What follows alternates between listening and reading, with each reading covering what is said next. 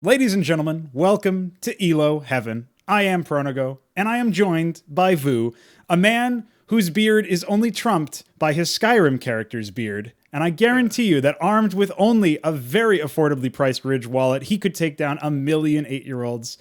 He joins me today as we await the arrival of Mauisnake on the broadcast a little bit later. We're going to talk a little bit of shit. We're going to be doing some things that Maui should just not be associated with. And that is where we begin this episode of ELO Heaven. So the title did not lie to you. He will be here. The sex god himself of Flashpoint will be here. But first, we got to talk about some other stuff. So how you doing today, Vu? I'm good. And to let people in on the behind-the-scenes action, like what actually goes on behind talk shows and stuff like that, there was with me and Pronogo, we've had a discussion of should you have a guest on? Should you bring him on first? Should you then end without him, or should you start without him and then bring the guest on later? And we've decided that the smartest way to do it is actually exactly. Wait, which did we decide? I don't remember which one. I think the decision was the smartest way to do it, though the most annoying is the way. What's the Summoning Insight does it? Summoning Insight. There you go. The way Summoning Insight does it, because we bait you motherfuckers with.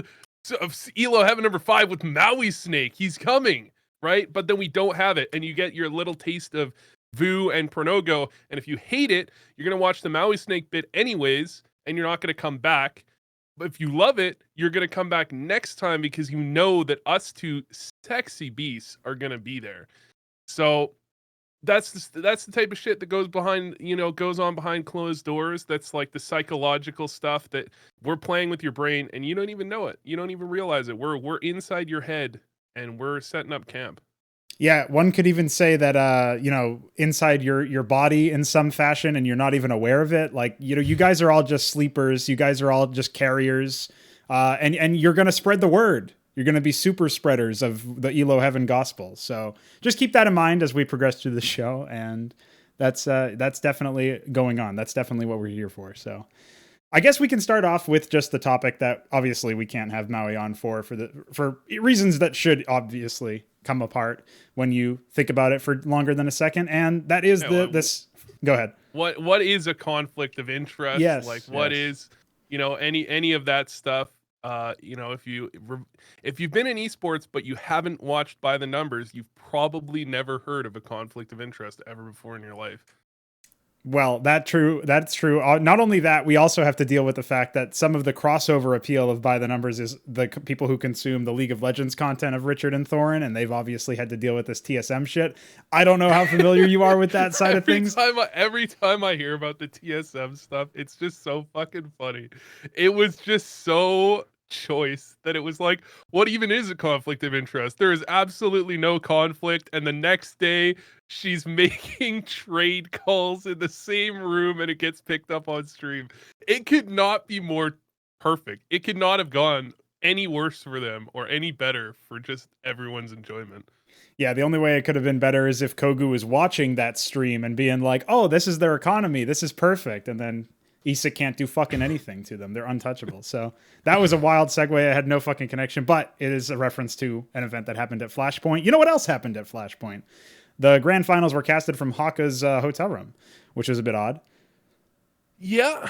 I don't know. I'm going to have a pretty mundane take on this. Sure. Like it's I watched the By the Numbers episode. They were saying that the problem, I think one of the major problems with that is that it wasn't clear to everyone beforehand that this was going to happen. So you have people, and Anders is a prime example, where like he's got kids, he's got a schedule, comes in.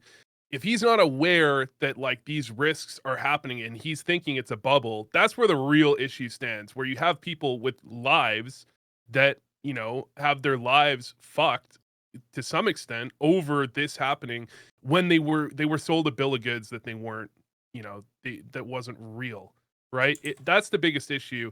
I mean, anything other than that, it's just, I don't have too much to say about it, to be honest. It's a hard pill to swallow, rather, because obviously this is the tournament where, like, the second tournament in a row, and obviously just from the outset, like, Flashpoint was supposed to be something really spectacular compared to what we were getting up until this point.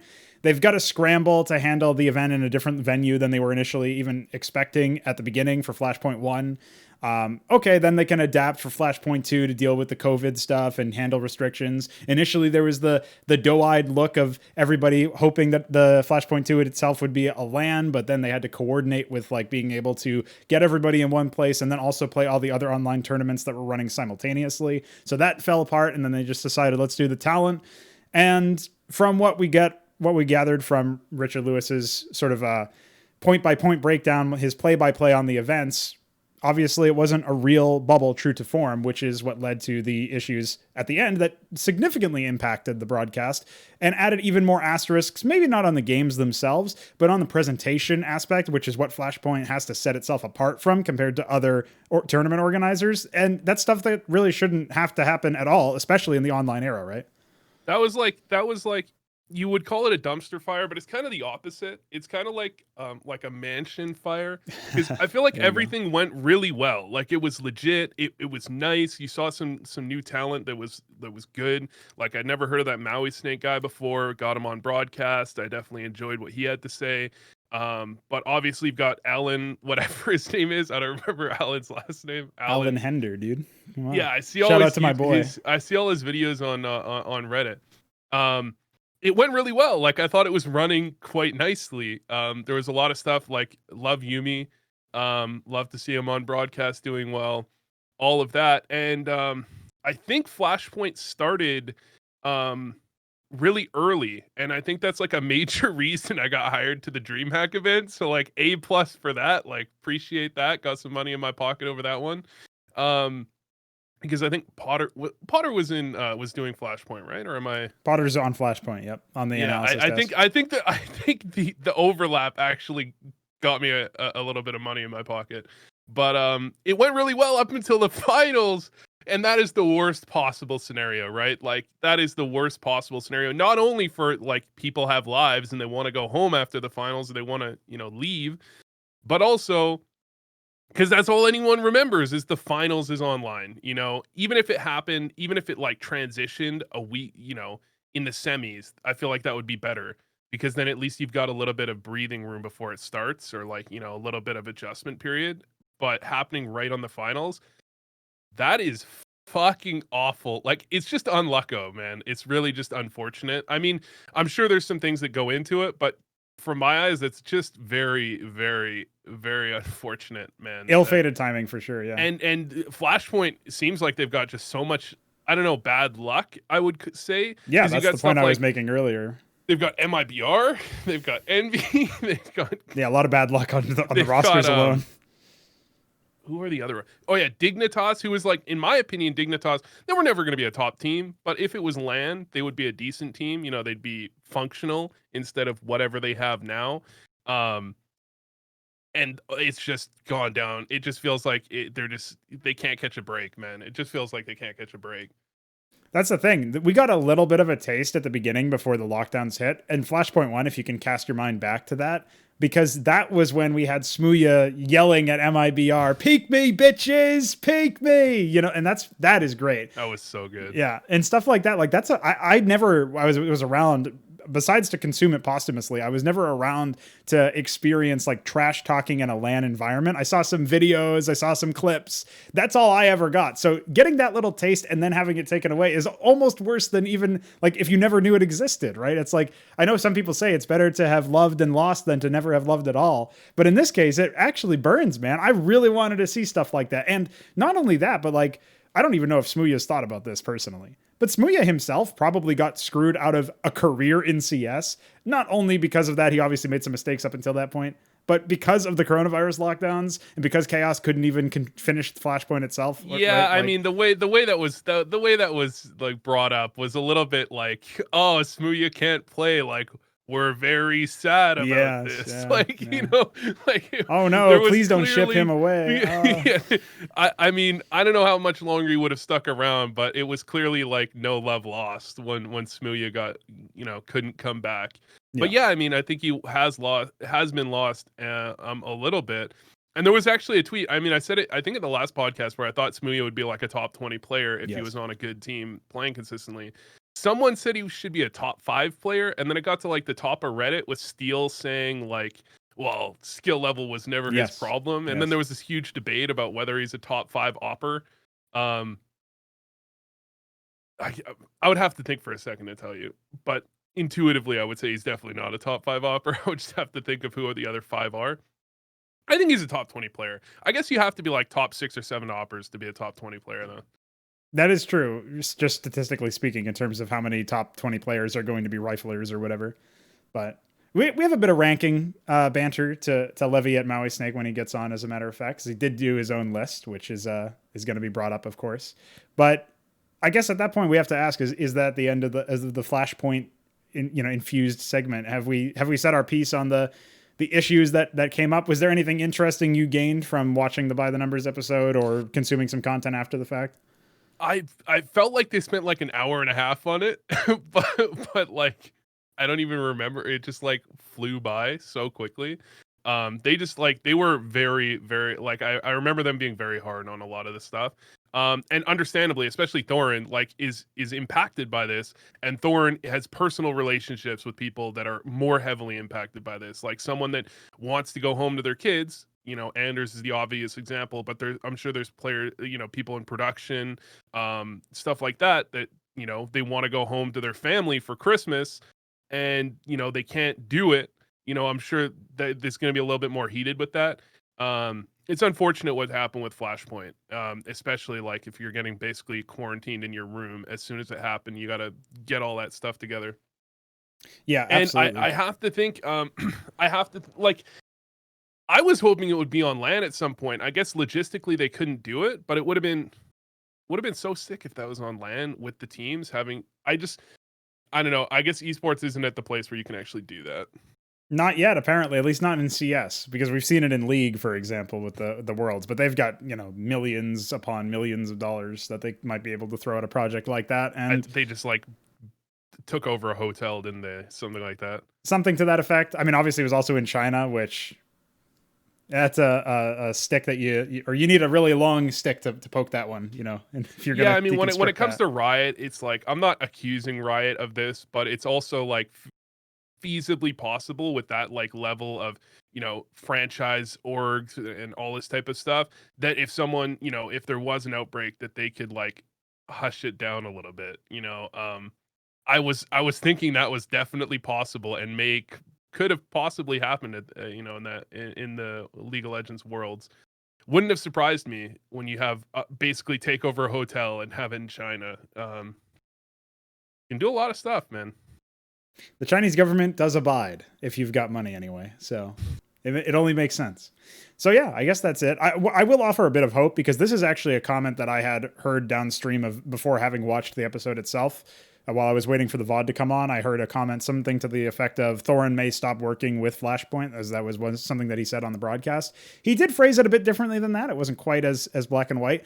But one of the sort of silver lining, hopeful outlooks is, like I was saying earlier, Flashpoint's super, super exciting as a project. Really want to see it succeed. Really want to see it on LAN. Really want to see it bring these personalities out of these players, especially for players who are known for being high skill, but also having a bit of trash talk in there. I think that's something that the CS community really does. I don't know about deserve or want or even need, but they definitely have that like hunger for something a little bit more, some fusion of the drama that is born of having these players be shit talking one another, and also of the actual games themselves. And that's a very unique combo that you can't get anywhere else. So as Flashpoint is something that I'm personally invested in, as far as a fan goes, as far as a viewer goes, I would love to see it succeed. And I think that Thorin's an important piece of that. And I also think that Flashpoint know that Thorin's an important piece of that. And I don't think that they're going to flub an opportunity to keep him on the ranks. There's this huge fucking hate boner that people on Reddit have for Thorin, and they extend it to Flashpoint. And I think I've mentioned this before. They extend it to Flashpoint, and it's like they're plotting on Flashpoint's, or they're rooting for Flashpoint's downfall because they want Thorin to fail.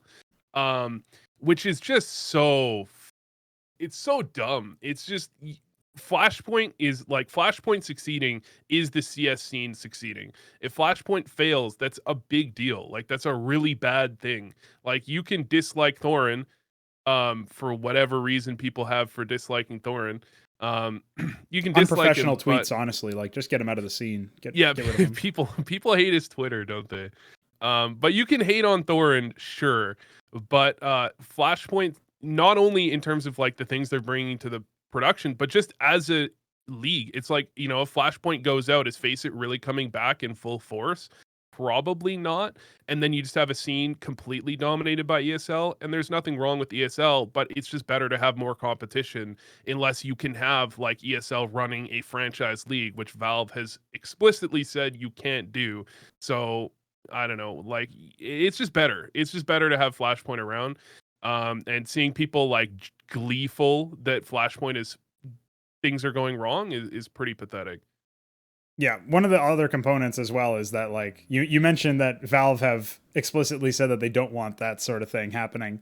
They've also said that about academy teams, and that will actually be something I'm going to bring up later on when we have Mauisnake on. So, given that that's something that we'll leave as a teaser for the viewers, we will be right back after a short break here to bring Mauisnake on. He'll have hold on. We got one thing we got to hit up beforehand. Okay, go for it. Mauisnake needs to mute the broadcast. Okay.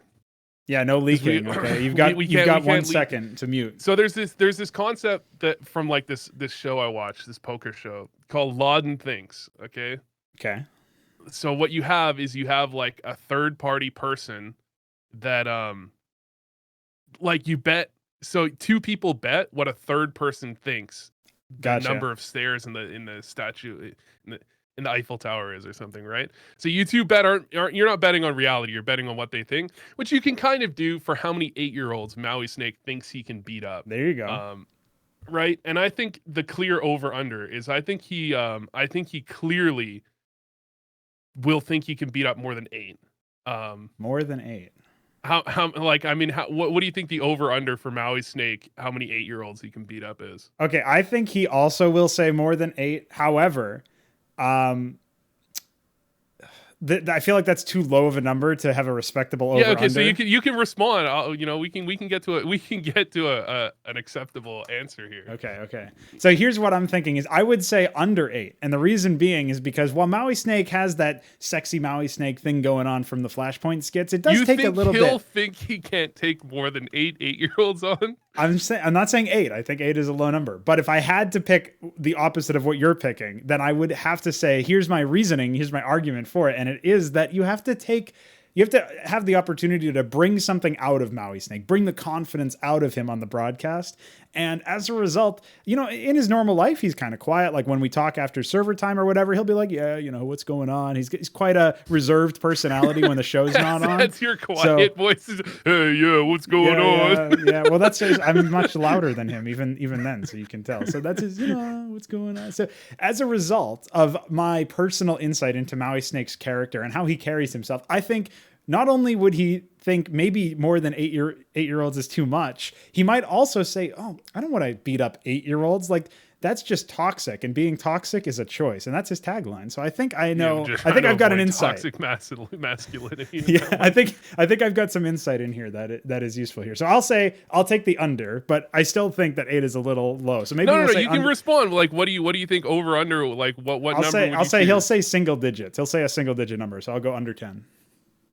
I'll take 10 and over. 10 and over. Okay. That's he might say 10, which is going to make me look I think like 10 is a solid round number. But I'll take 10 and over if that's how we're doing it. Gotcha. All right. Well, there's even more of a teaser for you boys. If you weren't excited about us talking about academy teams and Valve being stupid hypocrites, you can also get excited about the fact that Mauisnake is probably going to beat up less than 10 8-year-olds in a hypothetical scenario. Of course, in a video game only. Don't arrest him. We will be back in a moment with more ELO Heaven. We are back with the next segment of ELO Heaven, joined by Mauisnake. Now, how did you like me characterizing you as the new X-God, the heir to the X-God throne? Was that appropriate for you, Mauisnake? What do you think? As long as we're running those skits, it's fine, I suppose. I don't really see myself as that character, but I think we're gonna bring it back for Flashpoint 3. So, I mean, as long as it's going, it's fine with me, I suppose. Interesting, Vu. He doesn't see himself as the character he appears to be on broadcast. This is almost like you guys both read that Reddit thread about the Mauisnake stripper thing. Was it the one where there was a man losing his mind because it was unprofessional? That's the only thing I remember from it. I read that when it was still in new, and I was just like, what fucking world am I living in where this guy is like here with me? I live on the same planet as this man. Yeah. All right. It's well, He noticed that it wasn't that they don't do that on NBA broadcasts. Like you don't see Charles Barkley swinging from a stripper pole, and he's like, "This needs to be exactly like inside the NBA." I'm gonna be honest. I didn't enjoy that segment very much. It was too much for me, man. But I read that and I was like, dude, man, come the fuck on. It's just like it's for fun, man. The opening Yeah, shot is pretty nice. I had to rewatch it to get the grab for that little advertisement image that I sent out earlier today on Twitter, and just to get the right pose. And there's the confidence as he just pulled down that shirt there. So it makes sense. It makes sense. I think if you played it off okay. I'm sure I'm Thank fine you. with that. So. Okay, so actually this segues it perfectly into Vu's little wager here. So why don't you explain yourself here? All right, so the bet we had a bet on how many 8-year-olds do you think you can beat up? Oh, okay. Yeah. How many 8-year-olds? As a continuation, as a running gag. Yeah. How many do you think you could take? I think how taller. I don't know how. I don't know how big an 8-year-old is nowadays because they've Just be think about eating this some for a crazy second. stuff. Think about this for a second. Whenever you see high schoolers, they always seem younger than you remember them being when you were in high school. And That's they're true, like yeah. 13. They're like 13. Just think Okay, about that yeah. for a second. Okay, what do you think the average height and weight of an 8-year-old is? I need this number. 7 feet, 300 No. pounds. then 0, negative 1. One of us bet on what? I'd say an 8-year-old. So my girlfriend has a sister who is 7 or 6, and she's 60 pounds. And Wait, Okay. yeah, we didn't even Sure. qualify. Is this are these a bunch of 8-year-olds that are boys, or is this a mixed group? What's going on? I guess it's a gender-wise? mixed group. I would Okay. say the average 8-year-old is 80 to 110 pounds, Okay. and probably like That's I don't know, probably short number of feet. Wait, if she's 60, then okay, well that's a big difference. That's like 30 pounds per person. Then I would probably if they are, let's say 4 feet tall, 100 pounds, I'll just do that. Probably like 3, like 3. Yes! 3? What? Yeah, like 3. Bro, That's like, okay, you gotta that's be joking dude, that's me. 300 pounds right there of mass. If they all jump me, I can't beat that. Like, just if no, they but all, you gotta if they think, like- coordinated, if they No, they're not okay, coordinating. They're so I don't 8 think they're years old. coordinated. So I don't think they're coordinated. So I'll go with 4. I don't think they're very coordinated. So I think I could kind of go. I could like isolate the duels, like a clutch situation. Here's the thing, though. But you have to think about this for a second, right? Like, if you go for a shock and awe tactic, right? Like, you just demolish the first one, right? The other 3 are running away. They're not. Well, I thought they're they're all not in if the they army. They're deserters. well. If they all have intent to fight me, then I would say probably 4. But if I feel like I can mind game them, then sure, like 8 or 9. But I'm not. safe, I was thinking man. they're all I'm just safe gonna no jump matter me. what. If they're all gonna jump me, I definitely can't take over 10. That's 1,000 pounds of 8-year-olds. Like I can't do that. Yeah, I mean, if they're coordinated like one big machine, yeah, I guess it depends on how you assume. Because I'm thinking a bunch of 8-year-olds that are just like they're like coming after you for whatever reason because they hate you or some shit, and they're 8-year-olds. I'm just thinking and I'm they, in and the they think they could beat you up. yeah. If I'm in a wrestling arena with them and they all just have to go at me, like 4 is probably the max. Like once it gets to 5 and they're like, that is 500 pounds. Like I just can't imagine beating that many up. But you got so much reach advantage, right? Like you just like kick the first one, right? That's 1 out, done. Yeah, I Then get. you got- Am I you gonna- can pick one up and like wield it. wield him. 100 pounds to wield is not an efficient weapon. Fuck, you haven't been working out enough, man. Like you'll get there. You'll get there. All right. Well, Wielding I 8-year-olds. bet on over 10. So Oh, that okay. Like 10 was like the max if I like mind game them. Okay. Well, I was I just don't like, think it was we never got gonna be over anything. my 10. number. I It- think like Yeah. 1/4 of what the actual number is because I'm really sold on this shock and awe tactic. All right. Yeah, I don't remember what Vu's actual number was. I think he said 20 or something. So I know. I said like I think I said 10. I think I said 10. Oh, I think okay. because some people are like, it's really only based on your cardio. Like you can No, take as many. And I'm it's like, strength. It's strength and cardio. if I'm at the top of a staircase, just like kicking them down, then maybe. But Oh, you know. if I have an advantage with the field or like the Yeah, positional advantage, dude. Yeah. positioning, then sure I can take down more. But If they don't check okay. their corners on the way into the site, yeah, they're fucked, dude. It's over. yeah, if I just play some one and done spot, they're just gonna mob me and trade frag. Yeah. Yeah, all right. You actually give good arguments. My girlfriend was sure I couldn't take more than 5, and I thought that was crazy. I thought like at least 8 minimum. But I just think about weight classes. That's why, and just yeah, combining weights. yeah, when you add them all up, that is actually a lot of weight. Yeah, just moving that much weight around is tough. Is tough. Moving that much weight around is tough. You know what else must have been tough? And I think I know it was tough because I watched you do it, is moving all those players around in your ranking. Do you have an explanation for specifically why Rops is not God tier? What's going on here? Explain. Okay, not God. He's No, 100% I know. not God tier. Obviously Yeah, he's not not God tier. I think the best I could put Rops in this day and age would have been S, but the problem with Rops for me is that when I watch mouse sports consistently, he's not actually even their win condition in a lot of rounds. It's what Frozen does, it's what Bemis does. And if Bemis has a good game, they will always win pretty much because he's running in first or second a lot of the time, and that if he gets kills, that means they're winning rounds. Like that means that's a free bomb site. Rops on the other hand so frequently gets 2 kills in a lost round. Like I actually did just watch back his series against Astralis and a series against Vitality after I made that tier list, and I just confirmed it even more. And the thing is, my tier list is how they played at their most recent showing. Like that's basically what I'm going off of. I'm not going off of last 3 months even. I'm not even going off of the year. Like I don't care about his yearly rating. I'm saying if I put him on a team tomorrow based off of how he played in the last tournament, how would he do? And that's why even Breeze is a B tier. Like I don't think Breeze is going to be bad in 3 months, but with how he played at the Blast, whatever the last Blast events or Global Challenge or whatever, he did badly. So that's how I see it. Note was in your mentions, giving a bit of an argument for Breeze, saying it was like 10 maps or something. But yeah, you're right that if that's all you have to go on. There's not much that you can do. That's how I'm doing it though. Yeah. That's how I'm doing. The thing is, like, if I watch one tournament tomorrow, my tier list changes drastically. If every team that's a cop out way to do your tier list. Like, well, that's how I'm doing it based off of I'm doing it off of form, and I feel like this is okay. I'll tell you, Vu, this is how you win prediction contests at events, is that you gotta you have to just analyze form constantly. If the people that are always like, well, if Fnatic play their best, they can win, it's like, well, they're not playing their best, are they? So they're gonna lose. So that's how I predict. I'm looking at what I just saw them do, and because a team's not gonna change like to what they're supposed to do in like the span of a day, it's what they just did. So that's why I'm doing it like that. But Zipnik's an A+. That's the biggest question mark I've got on this. Because he just played well. That's why. I guess I wasn't watching him too much in their last event.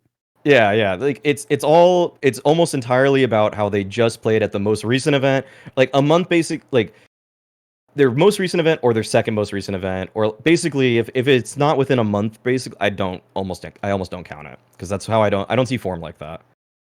Interesting. Like there was one IGL we had at the end of one of the days, I forgot what event it was this year, but basically the IGL told us when we were asking him about their map pool and why they chose a certain map, that he said, well, yeah, statistically we have above a 70% win rate on whatever map, Dust 2, but that stat is always catching up to you, and it's not how you actually are playing.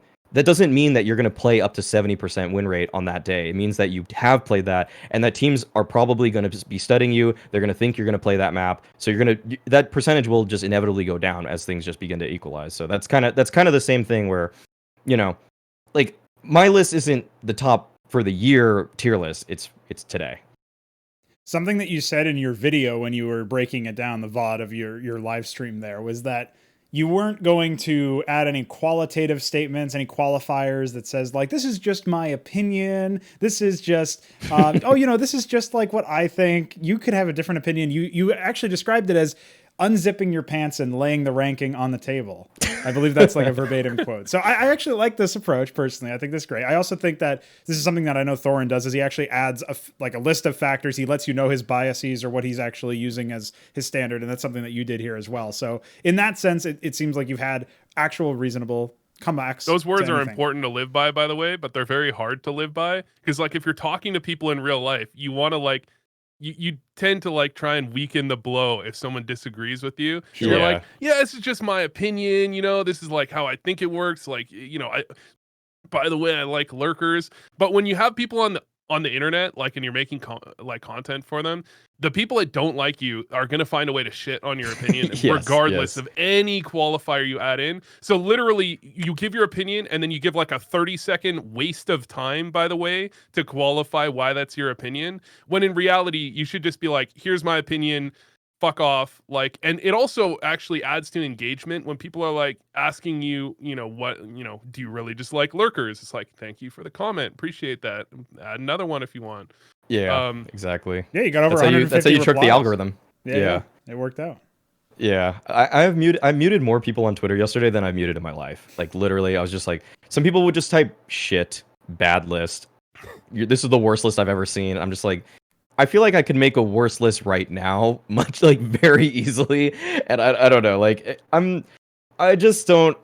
I'm not gonna I'm not gonna ever read a comment section and be like, oh, this is gonna change my opinion in the future. Like, I'm just not that fickle. Like, I just trust what I see. Like, I'll look at the stats a little bit and be like, okay, well, I probably overrated this guy because he has like a 0.99 in the past 3 months or something like that. But from what I've seen and how he wins games for them, X team or whatever, like JW, for instance, is someone that I think I put him in A tier, and people were like, why is JW so high and Flusha so low? And it's like, because Flusha's been playing very badly, and because JW's been playing very well, and JW has like less it's almost like JW has to do everything himself in a lot of these situations. Like, no one's setting JW up, but he's getting more a few more frags than Flusha all the time lately. So it's like, it's kind of obvious to me that in the structure of their team, he has a harder job and he's doing better. So it's just, yeah, it's never like, I don't know. I'm not going to always just like listen to the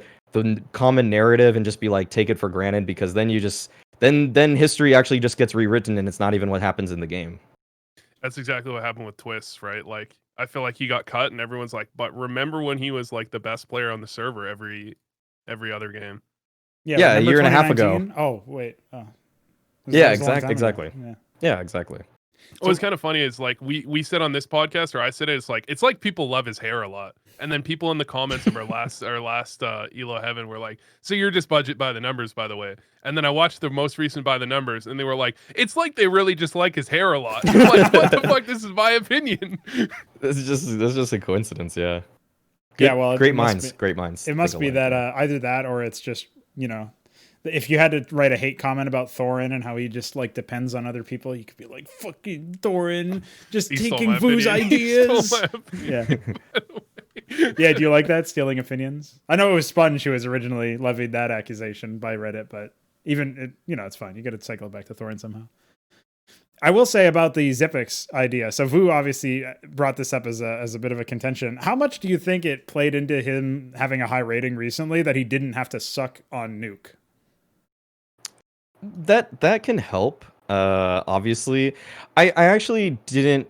I didn't. You don't agree with that he's a problem on Nuke? That's the premise of this, that they replaced they put Glavin, or they put Boobski in. Yeah. Because Zipnix sucks on Nuke. Well, I mean, because they suck on Nuke and Zipnix is the change. Yeah. So if you agree with that premise, then you can go from there. I think that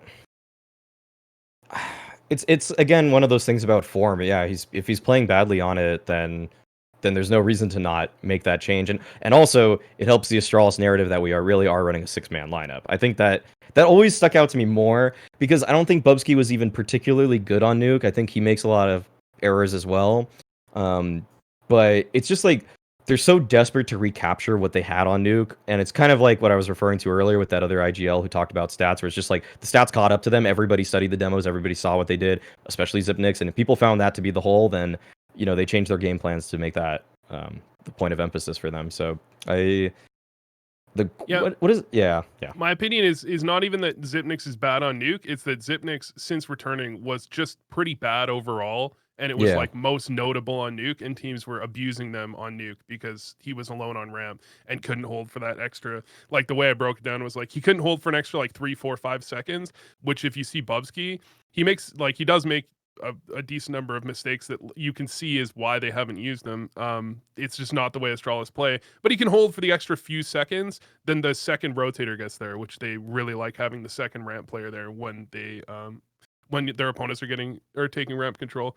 So if he was playing well, I would assume he would probably play, fine on Nuke as well. I just thought he was playing pretty shit, like overall, to be honest. Yeah, well, I think that's a fair call. That if like when Glaive was brought back in the lineup, he too was having a lot of problems for the first few series. So it's just like you have to get your sea legs back. One of the things that I saw in the replies to your little ranking here is that you actually have a good number of people who are like, after reading the disgusting HLTV top 20 ranking, I was longing for a ranking like this, a real Really? ranking, a real man's ranking. So I'll give you this opportunity to give your piece on the HLTV rankings, because they have dropped 15 through 9 since our last episode, and that is Brolin at 15, Yuri at 14, Hunter at 13, Stown at 12, Magisk at 11, Searson on 10, and surprisingly, everybody was very surprised by this one, Dupree at 9. And some people would say like Searson played significantly better than him. That could be a conversation starter if you want to continue on the Astralis angle. What are your thoughts so far? I think, well, the thing with Searson is that Big was good in the DreamHack Open Leipzig at the beginning of the year, but it took them. It's just like the recency bias we all have. We forget that there was a stretch of time when Big was not even a top 20 team this year. Sure. It was like a significant amount of time.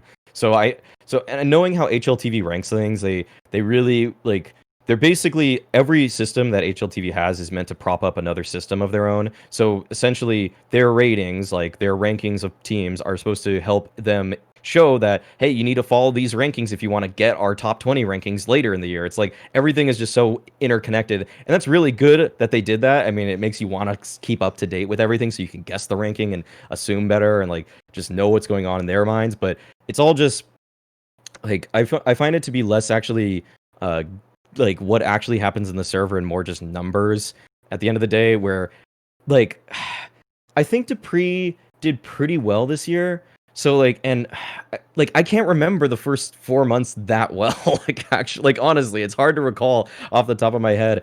But I think Dupree was doing better than Searson for a third of this year, you know? So I have to just assume that makes sense. And I know in the middle of the year, he was on fire. Like Dupree was sick in the middle of the year. And actually at the tail end of the year, he was pretty good. I would probably put him as third best on Astralis. So I think that's pretty fair, but like, that he's ninth over Searson, because Searson just kind of like was absent for, I'd say, 3 maybe 4 months this year. There's too much recency bias. Like it just feels like, especially when you get into the LANs that we had in 2020, it's like I don't even remember LANs being in 2020. If I think LAN, I'm like, oh, the last one we had is in like 2019. It was, in 2020. It just feels like a different decade we're in. So it's just so hard to actually realize that stuff. And then every time people that did well near the beginning of the year, it's like clockwork on HLTV ratings. It's like he did really sick at the beginning of the year, and so he's high ranked, and everyone's like, yeah, but he was shit for like every other aspect of my memory. Like I don't even remember him being good at the beginning of the year. Do you think it's fair, or even this is obviously a very meta discussion that has nothing really to do with the merit of HLTV's rankings in general, but what do you guys make of the idea of actually taking a holistic look at the year instead of having a ranking that is like current form? Because HLTV does this where they do the top 10 teams of 2020, and then they'll have a different top 10 teams in their world ranking later that week, because that's like on current form, as opposed to like holistically throughout the year. Do you think that HLTV should actually even bother making a list of like top players, or is this like where we stop so that we don't muddy the waters? What do you guys think about like whether or not they should change some aspect of the ranking or supply a supplementary ranking that does something similar? I think that it's important to make this distinguishment about who did the best this year, because when we look back in time, like people will forget, because people will just remember these end of the year narratives, and they'll just kind of put together their list, which will have recency bias. So even though HLTV's I think is far from perfect in terms of who were the best 20 of the year, because I think they do just value stats and victories like over actually who helped the team, who had the most impact in the server. Like Sure. It's too big of a job to like actually watch every game and try to like rate, okay, 1 to 10 who had the most impact in this game. Okay, number 1 was actually Magisk for this one, and number 7 was Device, but Device had better stats, so we're gonna forget that because he saved a lot of ops this game. But So I think that the list they do it's helpful for the scene, because looking back, and especially with the Twitch series I'm doing, I'm consulting that list actually to see, does this kind of match up, like what were the narratives that year? Was this guy the best player? Was this guy who was the best player on this team, because did he make the top 20? I find those to be really helpful for just keeping kind of a historical record of every year who was succeeding. That makes sense to me. I mean, that's the other thing too, is that people look back at the HLTV ranking and say, oh, this guy was top 20 or top 15, or like they can actually see maybe a progression. Like Brolin, I think, was 19 last year and now he's 15 or something to that effect. So it's one of those cases where you can actually see progression. And if you accept that the ranking is a valuable look into who the top players actually were, like if you accept the rankings premise, then that is a way that you can sort of look and say, here's evidence for a player's greatness year on year. I mean, that's one of the things that we'll all look back on for somebody like Simple or Ziwu or Device, any of these other players, Nico, that have been in the top 5, we'll say, for a long, long time in general. And the idea of seeing that longevity and tracking, it does make sense, and is something that you might miss in some edge cases if you don't take into account the whole year and just take into account the last 3 months. So, I mean, there's two things. Like, first of all, they're never getting rid of it, because that's got to drive so much ridiculous amount of traffic to the top 20. It's just like, even if everyone in the world that knew CS was like, this is completely useless, they would be like, yeah, it is useless, but here we are with the top 20 for 2027. It's also just, it's a lot more abstract when you look at it for 2021, when there's no majors. Like, you have, I guess you could say Katowice was Katowice that was online, right? It was Katowice was a LAN, but it wasn't a major. Yeah. So you could say that's kind of the major of the year. But when you have, like, 2015, I believe there was 3 majors a year until when did they switch to 2? It was like, I think it was 15 or 14 was the last year for sure. Yeah. So I mean, like, when you have 3 majors, or you have at least if you have 2 majors a year, you've got good, you've got a backing to go off of, and you've got kind of a baseline where it's like, who did good in these majors, these are the players that are likely doing well in the top 20. But when you've got this online era where it's just game after game after game after meaningless, like, at least fan perspective game, it's just, it all blends so much together that this top 2020 just feels more meaningless than any other year. There's a saying that they say, if you're going to start fasting, for example, there's different perspectives on how this could tie in and what you should do ahead of the fast. Should you just eat at your normal rate and then cut yourself off? Should you eat a lot so that you can store it like a bear and just like then you're hard out or whatever? Or should you just sort of start winding down until the fast begins? And I feel like we went the bear route this year. We've had basically no games for a long time. And as a result of that, it feels like we've just, we've lost the plot a little bit as the CS community, and recency bias has indeed taken over. So every time you say bear, I'm just thinking of like the gay community bears. Yeah. We got to expand our demographic on ELO Heaven. All are welcome in ELO Heaven. All are welcome. So I'm sorry. Playing too much Skyrim over there if you're thinking about a different kind of bear. Come on now. So yeah, anyway, the point I was trying to make, the segue I was trying to make here, is that we have had pretty much like a dearth of actual content, of actual games since, I guess Global Challenge was the last notable one. And they are starting to pick back up now. We've actually seen some announcements for rosters ahead of this one. And this is actually the first true roster mania that I've seen in CS that I've personally paid a lot of attention to anyway. For my money, we haven't seen this many roster moves in like I haven't had as long a break for tier 1 CS play where these kinds of roster moves can even happen. And even after the break is over, I wager there's going to be a lot of moves that are yet unresolved. Like Automatic Flusha and Sunny are apparently a trio. Who knows who they're going to get picked up by? Who knows who is going to round out that roster? Like we might not even get an answer to that before, Blast rolls around, for example. So there's going to be a lot here to unpack. We can kind of attack this from any angle, except for the first one. I do want to start us off with Liquid signing Fallen, because this is like a by the numbers fan theory turned reality. And I was very surprised at this move. I guess it makes a bit more sense when you consider Liquid needed an IGL and an Opper. But if they needed an IGL, I would have thought that they would have probably dropped Stewie as opposed to Twist. So now you've got to wonder if Twist left because he was just done with that roster, as opposed to maybe the org saying or the rest of the team saying we're kind of done with you, Twists. So that might have been a mutual parting of ways. We can sort of read into that. But what do we make of the Godfather returning? I think I've already said my opinion on this, so you can go ahead. Sure, yeah. It's such a big what if, and right now I'm a fan of it actually. I think that they just need some more blood in there. That's just like some create some tension. Like call someone out. I feel like Moses is too nice. Stewie's friends with everybody. I need an enemy. I need someone that's actually going to be a big boss. Give me somebody that's going to jump in there, say, Stewie, you've only won one major. Everybody else, shut up right now. And we're gonna Carol Ho our way to another major. No, like basically, I want somebody that actually will call out Liquid for the problems that they're making, because I think Moses is just like way too like, I'm new. Like it's like I'm just trying to like not fail. Like I'm not trying to be bad, you know? So I think you need somebody that is actually gonna be a little bit of a hard ass on them.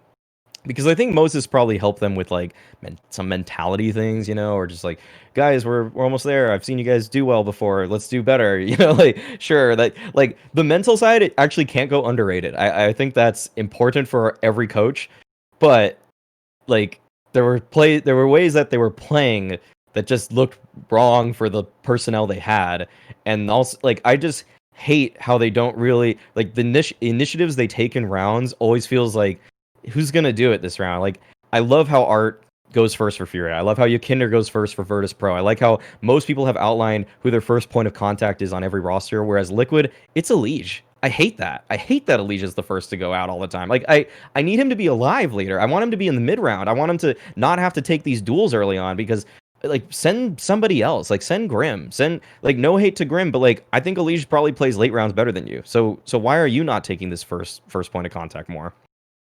I think when it comes to Moses, I think when it comes to Moses, I feel like it's got to be a bit awkward, because you have to feel like, without any inside information, you have to feel like he basically got brought onto the roster because he knows them and he's like friends with them, or he's friends with some of the members. You have to imagine that's the main reason he got brought onto the roster, which makes it kind of hard to do your coaching duties and to be like the hard ass, and to be like, some coaches think that it's best if like the players really don't like you. I don't know if I necessarily agree with that, but like, uniting against a common enemy is like a common sports coaching mentality, right? And if you're brought in because the players like you, it's a little bit like, how do I do my job here correctly? Especially like having gone from, obviously Moses has a lot more insider information or insider insight when he's doing his casting stuff, but like having gone from like YouTube content and casting into immediately coaching an MDL team, it's like, I just have an abstract idea of like, here's the things I would like to, I think the team should work on, and here's the problems. But it's like, it's actually pretty tough to like, you would think when you go into coaching, it's like knowing the problems is the hard part. Like, no, it's really easy to know the problems with the team. It's like really, really tough to fix the problems with the team unless you have the right tools. If you've been an analyst with a coach above you before, that helps a lot, I think, because other coaching styles that aren't just like how you operate as a human. I can imagine that's really, really tough for Moses. And if he's just like a nice guy to begin with, you go in, he's a nice guy.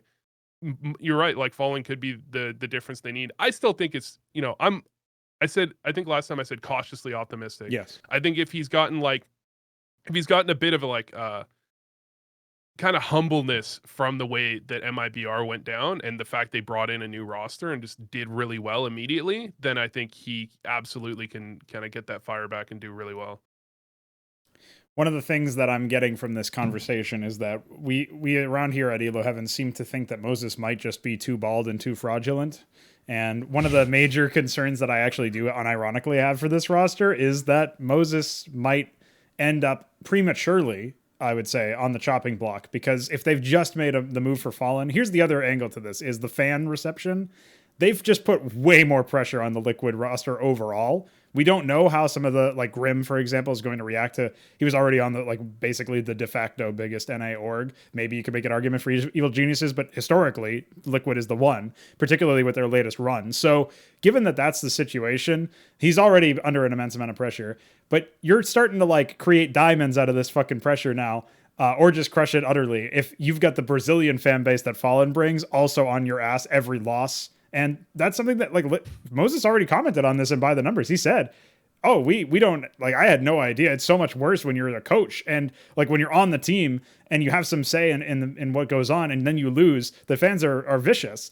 Like, if he's characterizing it like that, I'm not saying he can't handle it because I'm sure he can dig deep, but he's going to have to dig deep under these circumstances with the Brazilian fan base because those guys do not listen. Like Maui said, Corralho. Enough said, right? Yeah, I think the point Vu brought up though about when you're a coach, like I like it's a good point what Vu said, where basically like you can identify the problems but finding the fixes. I just feel like I don't know if Moses really knows, tactically speaking, what all the fixes are today. Like I think, and also like he might be good at like identifying that there's problems on the personnel side, but fixing what's in the server is a completely different game. So he also needs the I think buy-in, all this he? adds up. He needs he needs the players to buy into a system that he might bring, and if he doesn't have a system, then even if you're the friendliest guy in the world, you're not necessarily going to get the confidence that comes with being able to outline a tactical system. Yeah, I will say that like if he keeps bringing personnel side fixes, I think that actually might be the most important thing because I imagine that Stewie actually, Stewie, Elige, and Fallen are gonna bring tactics and strats and things like that. They said I can't remember where they said this. I heard someone either reference that they said this, or I heard someone say it specifically. Is they brought in Moses not tactically, like they have enough tactics stuff. They really want him for like the out of game stuff and all of that stuff, which makes perfect sense.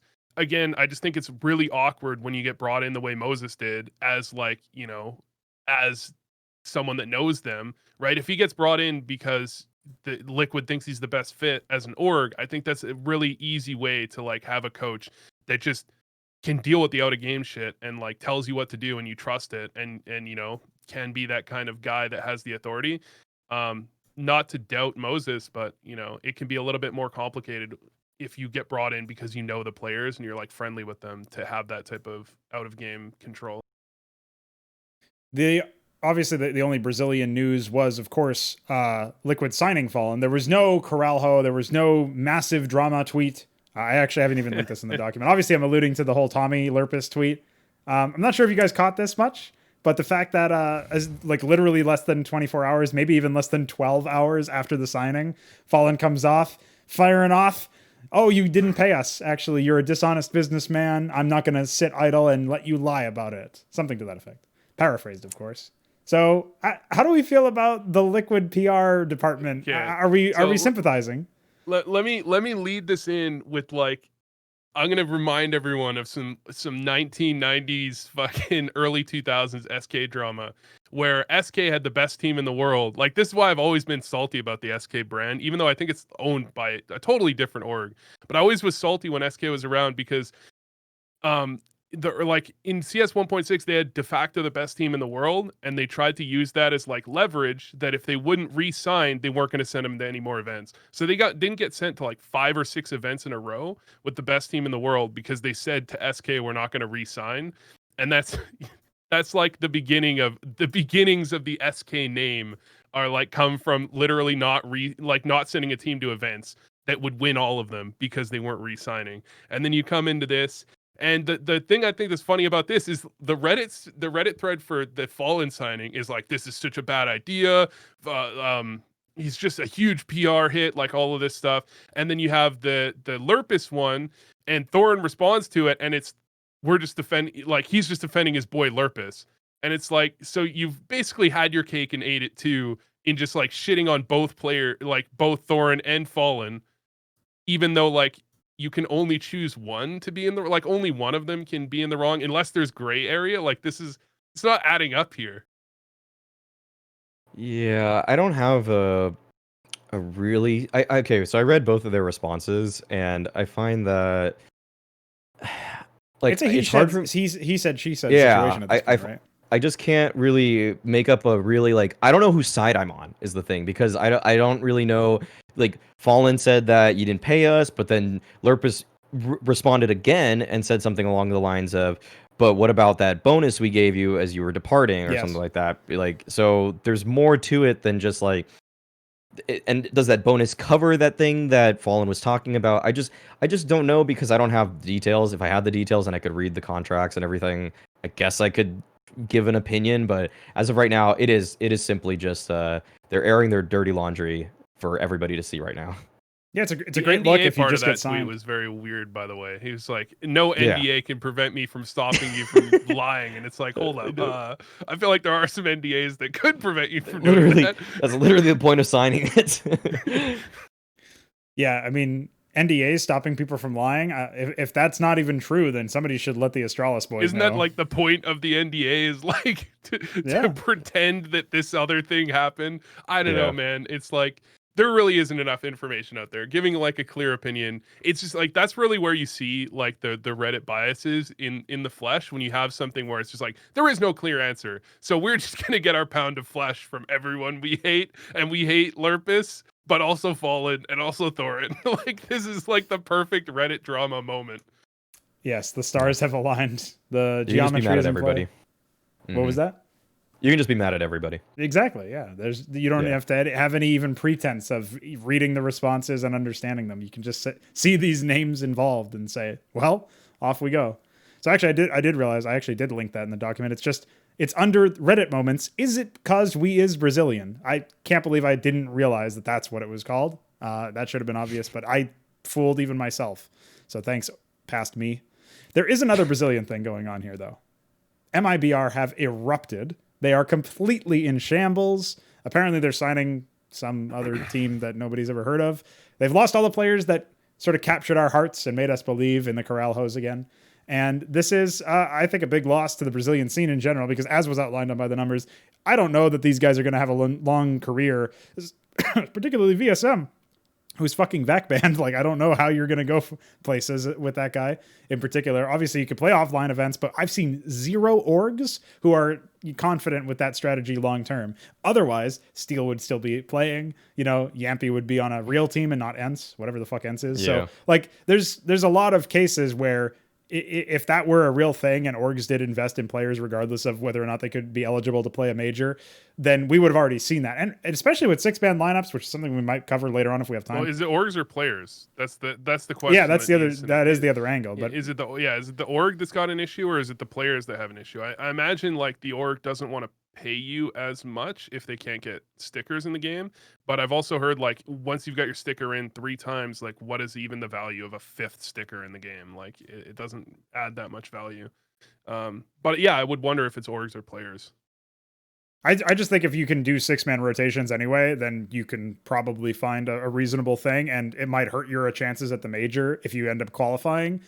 But if this guy is as talented as we think, like, he should have the opportunity to prove it on the server wherever he's legally allowed to, according to the rules of the game, which is obviously a bit of a separate thing. But overall, looking at MIBR at this point, as an org, they have obviously, like, Fallen's been talking shit to them on Twitter. They've lost all their players. Like, they're kind of down in the doldrums. They might be there for the foreseeable future. I don't see really a way back for them. So I kind of want to focus on the players specifically. If you guys have any thoughts on where these guys might go, what might happen. Because I think there was even a development with the Kogu org saying that, like, they're not necessarily going to be financially equipped to pay these players anyway. So what do we make of MIBR's exodus, those players? Well, it's a shame most of all because this was an exciting team. I think the weird thing now, though, for me that I think about with this roster is that it's a double op setup. Is like my biggest concern with KNG and Henny both on the roster. They made it work once at the PGL Major and they got to the finals actually, which was better than anybody expected. But it felt like they were both playing out of their mind, but it's also one of those things where it's just a style that nobody's really ready for, so it's harder to game plan against because you just haven't encountered two T sides or a T side with two ops on it regularly, so you didn't really have this in your protocols laid out. You just don't know, like, okay, where are you going to find an advantage on the CT side? Because usually that's how teams want to play. They want to find an opening pick to make it a 5v4. So if you're against two ops on multiple portions of the map, pushing just feels bad. And I think people made that mistake where they just peeked into their ops a lot of the time, actually.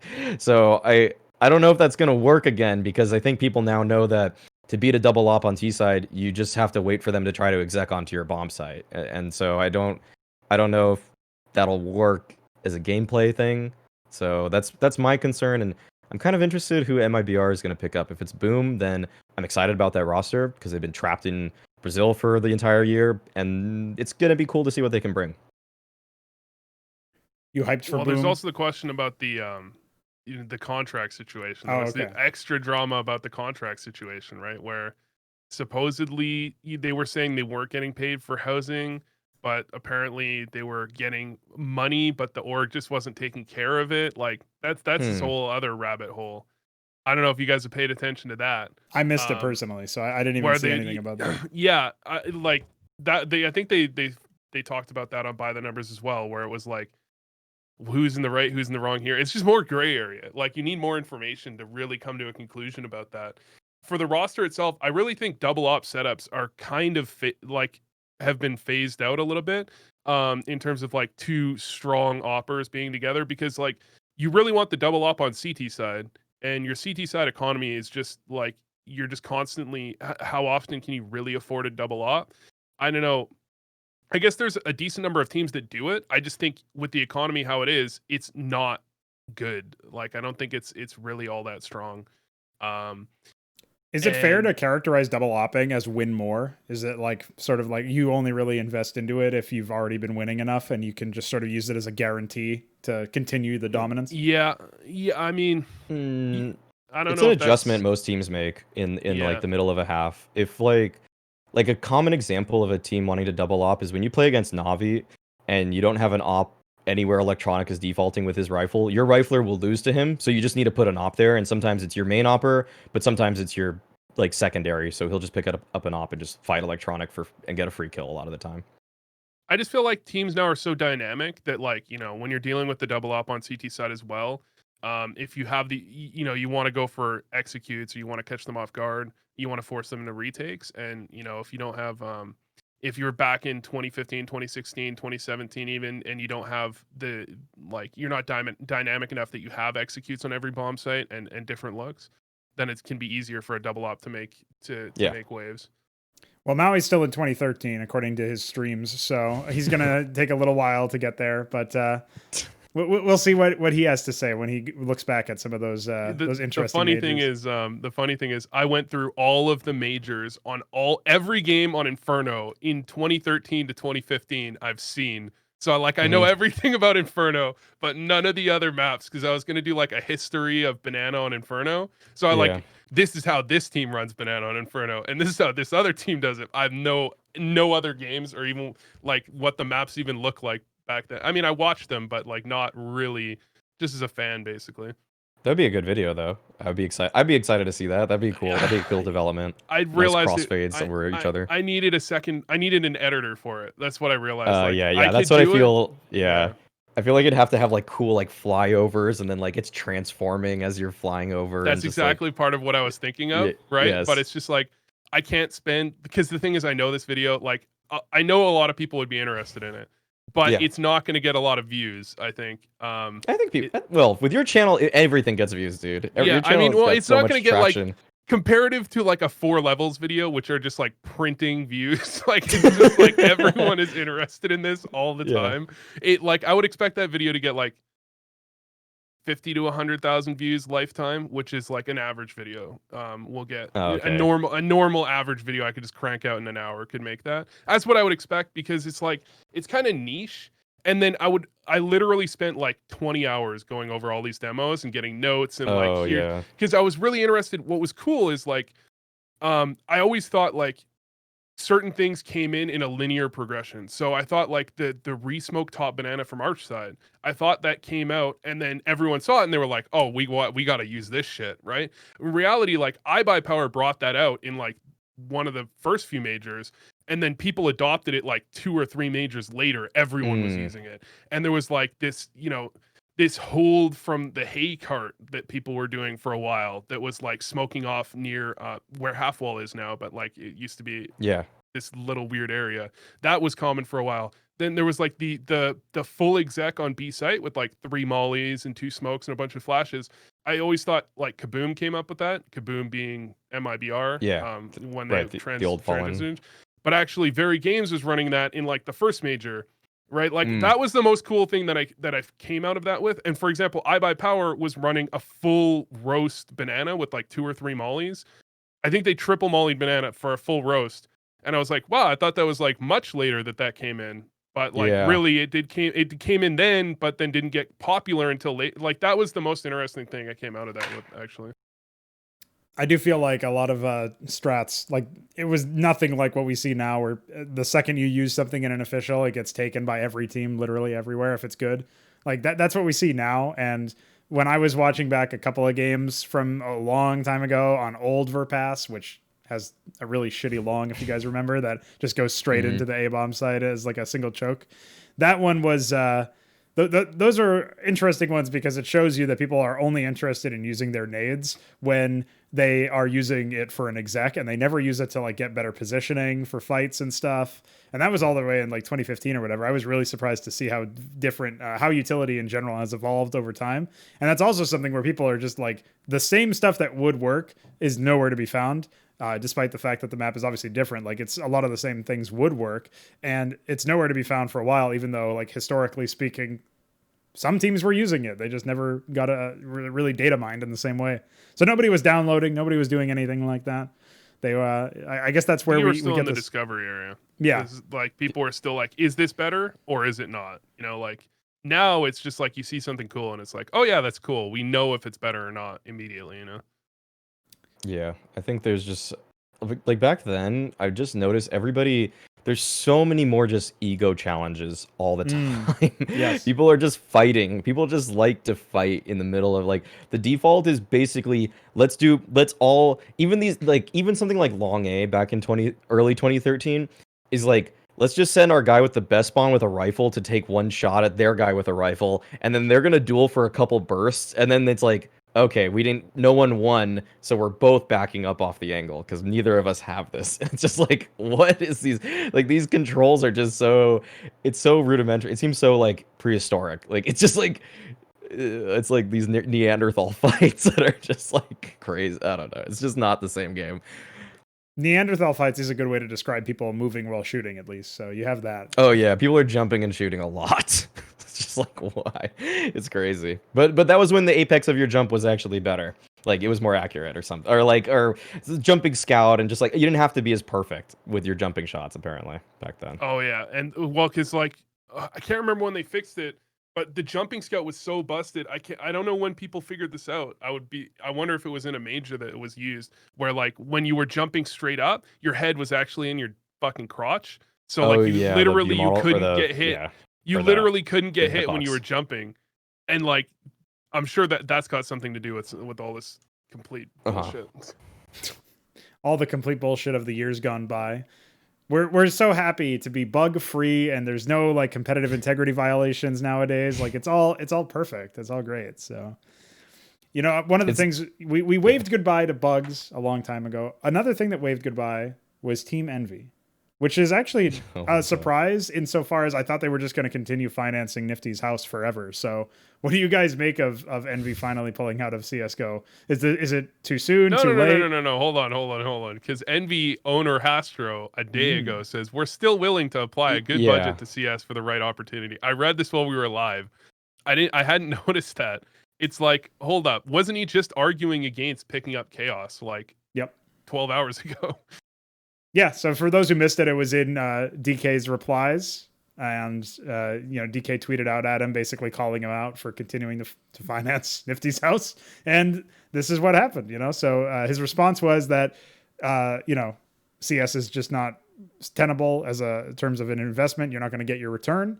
It's burning money, something to that effect. So we're not going to be doing that. And then there was a brief exchange with HLTV, I believe, where he actually said we're probably going to be pulling out, but then qualified now, apparently, the opposite. So weird for an org with this much money to be making snap decisions and then walking them back in basically the same 24-hour period. What do we think about this, Mauisnake? I think that Envy just needs to hire someone specific for their CS roster that cares. If Hastro's doing the GM work, then it's gonna fail.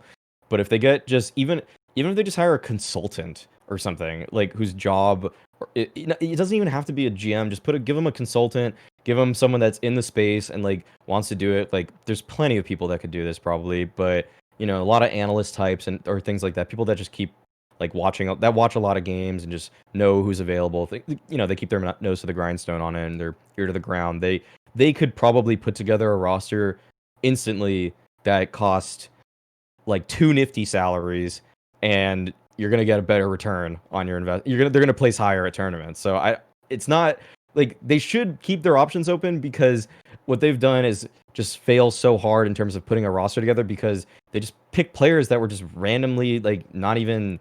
I don't even know if they fit, or like they just were like, that guy's free and looks like he plays COD, so let's get him. Like, okay, sure. Is it like Nifty's like, can we he's pulling the Zeus approach, like, can we get someone worse than me on the roster? Like, please, like at least 1 or 2 people that are worse than me so I'm safe. Or at least a worse coach, so we can get rid of the coach before we get rid of me.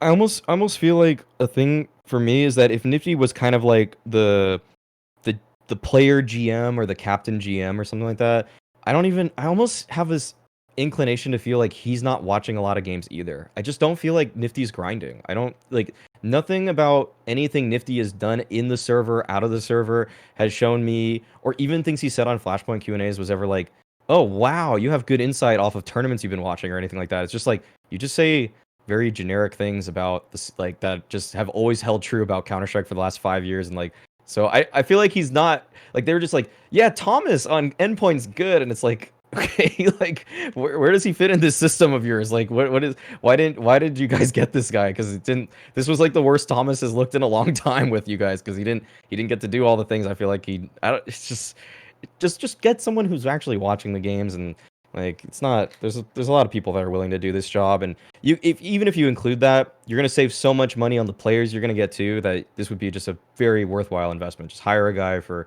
a few months to put the roster together, and just 6-month contract to be a GM or something like that. It doesn't even matter. Yeah, I hate to say it, I feel like Envy is kind of it's kind of like what I feel like these venture capitalist firms that come in, like IGC, are like thinking every esports team is like, where they just have the owner who knows COD, who's just like, I would assume he's the one doing the GMing and stuff, and he's just got his boy who he knows from COD, and he's keeping him on the roster. And it's just like, this is Immortals Gaming Club is just out there like, yeah, this is why we replace you fucking idiots. Like, this is right here is why we replace you guys, because you do this. You gotta, I mean, you just gotta have you gotta know enough to know that you don't know everything, and then just like get a GM, get like a Henry G or someone that spends less of your money, and get a good roster. Like you said, like an analyst or whoever, to get a good roster together, because it just like nobody in their right mind thinks that Nifty should have been on this roster forever. It really just feels like, basically, it feels to me like what has happened is Hastro has said, this is a guy I trust, so he's going to control everything. Yeah. And that's not great when they're on the roster, I just don't understand the overall argument from Hastro. Like, he says that it's burning money in CS right now. I feel like that was just an ego argument, really. Like, right. I legit feel like, because he's in November, he says, we're going to spend so much money. Yeah. Like, get ready. We're going to spend so much. And then in January, he goes, waste of money. We're burning money. It's like totally. It's like, yeah, the CS scene is definitely the difference between November and January. That's what happened. Like, obviously something changed there that isn't the CS scene, and it feels like an ego thing where it's just like he got attacked and he wanted to hit back, but I don't know. Yeah, I think that too. I think that before it was kind of, I'd say earlier 2020, it was kind of rumblings that Hastro's not doing a good job, but by December and how they performed it. Like I think Flashpoint, it's almost like they laid low so long as a team that no one could like was bringing anything up, but people knew. But no one's gonna come to Twitter when Envy hasn't played a game in 3 months and be like, "Hey guys, Envy's really bad. Are they just like hiring people? Or, like no one's like who in their right mind is just gonna like pick something out like that and just be like, that's my topic of the day. Let's like flame Hastra." But after they play Flashpoint, it's very easy to be like, "Hey, wait a second. Guys, remember this thing we were talking about 6 months ago? It's still happening." And so then he's like, "Hey, I hate all you guys. You guys, this is a dumpster fire or something." It's just like, yeah, you just look really salty right now, honestly. They almost got caught in the crossfires though, because I think they got caught in the crossfires of like NACS is dying, get these team in org. Oh, by the way, Envy, like Envy's over here, like Yeah, why isn't Envy exactly. saving us? Like, please. Like it was literally like I feel like Envy could have laid low for another 6 months if NA wasn't on fire right now. Like they would have just been like, oh yeah, who cares? Whatever, it's Envy. Now Yeah. but now there's a reason for people to go after Envy. Yeah. Definitely a reason. I think more than a few, because if you're going to say that you're going to spend big dollars in CS, especially more dollars than you spent in the last 3 years combined on your roster, which is the quote, Kerrigan's apparently exploring options from Maus. We have the automatic Flush to Sunny trio. We got like basically free agents out the wazoo. You could pretty much assemble a team. Woxic would be a good pickup. How much sarcasm is in that one? Come on now. You can't do me like this. I mean, Woxic, you can't go wrong with him. Yeah, I haven't been in a room with him. I don't know if he's legit, so whatever. Well, they've already actually used Kerrigan briefly at an America's Minor before, absolutely. so like there's a little bit of history there, and apparently from everybody that played, or at least the guys I know, Cutler and Drone, they told me that everything he did was like he was excellent. Everyone appreciated what he did for them, almost getting them to a major. Like they were one BO3 like twice.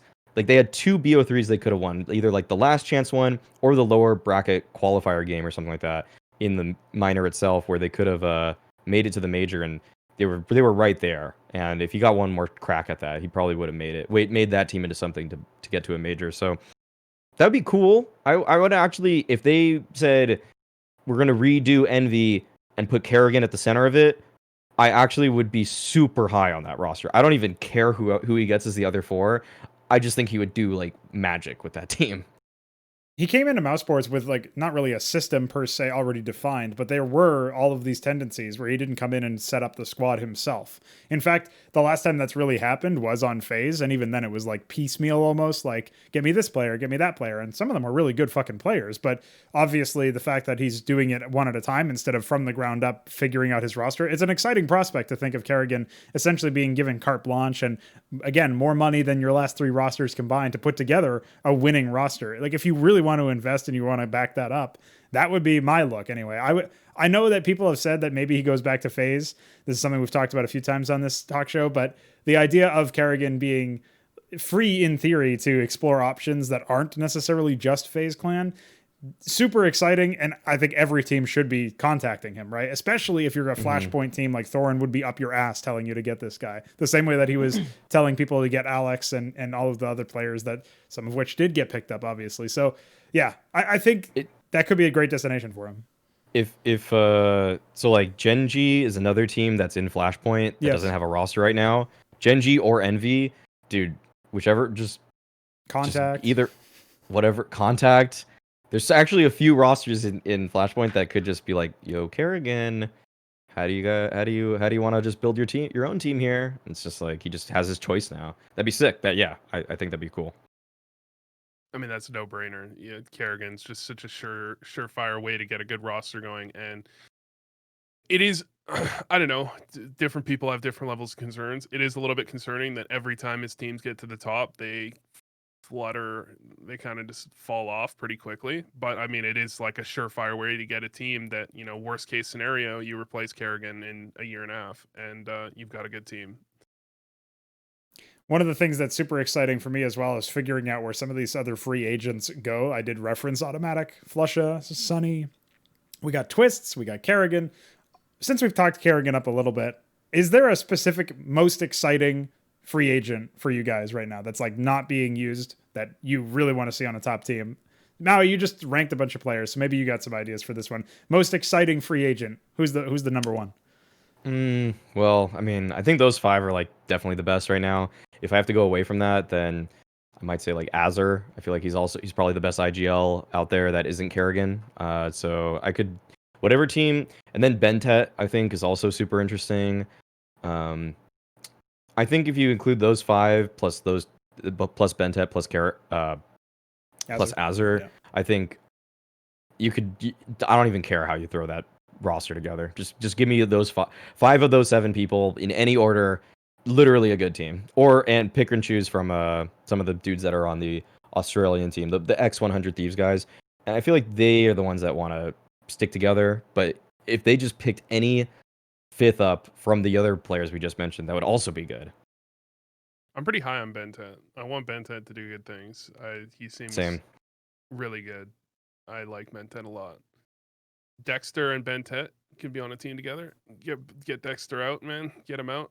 He has been cited as like the number 1 Aussie player at this point, right? In that scene. So could be doing some good things internationally. That's like one of the weird things about 2020 is despite the fact that we had this like global pandemic that locked everything down, more teams are international than ever, which I guess is just that's how Counter-Strike is slating to be. Like it's trending in that direction regardless of lockdowns. But I almost would have thought that more plans would have fallen through as a result of it. Obviously, we did see some really weird ones like we referenced it on the last episode with Bleh where we talked about there's a point where like Dozia and Smooya and a bunch of other players that are like I think Snappy was one of them. We're going to be playing on like random Asian teams. That would have been really wild.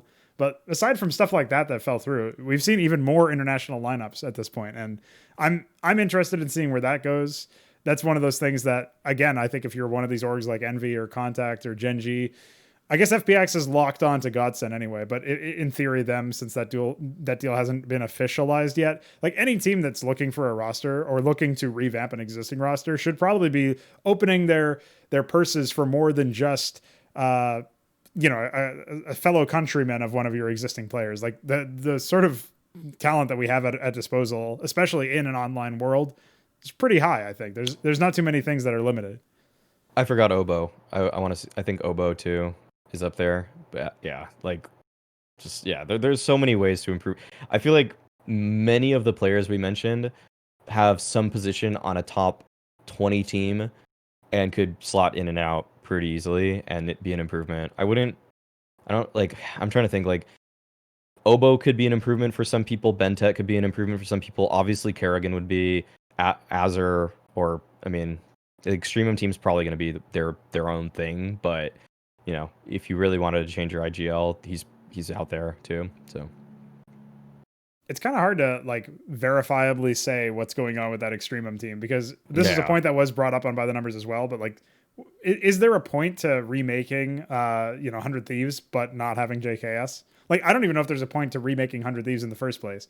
But right now you've got that minus the best player in the roster. So what's going on here? It's also odd that Kassad would go back, given that supposedly he left that roster because they wouldn't make roster moves, and he was of the opinion that they wouldn't get to the top without. That is really weird. At least this is what's been said publicly is that he left because they wouldn't make roster moves, and he didn't think they'd get to the top. So the question there is like, did he just change his mind? Was there a problem between him and JKS? Like, I don't know. I was thinking that roster plus Bentet could make some sense. That would be pretty interesting. Or Obo. I mean, 2 good players that could just slot in. They're not the same player, but you can make it work. What's your take on the Extremum situation, Mauisnake? Do you have a particular hot take at this point when it comes to essentially remaking 100 Thieves, or do you think that kind of conversation speaks for itself? I think that roster is really good even without JKS. I think JKS is very good, but like if you just swapped Obo and JKS teams, I think they're both still in very good positions, actually. I think Obo is not as good as JKS, of course, but I think he actually could reach a very, very similar level, if not exceed him, actually. I think Obo right now, the mechanics I've seen him display are so good at moments that I feel like his peak is higher than JKS's peak once he gets all the decision making down and like like memorizing nades. Like that's kind of stupid that was a problem for Obo sometimes, but like if he could do all that, I've seen Obo do things in games that I haven't seen JKS do. I'll say Sure, that, yeah. like mechanically. So I think that like if they just straight up got Obo, I actually think that could work. So I've got a question for you here, Alex. So you've obviously got some connections with some of the NA pros. I would just say some of the pros in general, regardless of region. And both of the people here that is not me have been coaches of some roster at some point or another. They've been doing work that's along those lines. How do players make roster moves in general, do you think? And is it different at tier 1 compared to the lower tiers of like MDL or advanced or whatever? Because I've heard some stories about advanced level and MDL level roster moves and how sometimes they don't even know which player on which day they want to remove. So if that's going to be a reality at that level, I'm assuming that things get better one. and we get out of the bush leagues once we hit tier 1. Let me tell you a really good one. Really good one is the way one guy left the team is that he said his plane flight was delayed. And he was actually trying out for another team. Oh no! oh my. That's MDL, by the way. Oh, Jesus why has he Christ. done that? Yeah.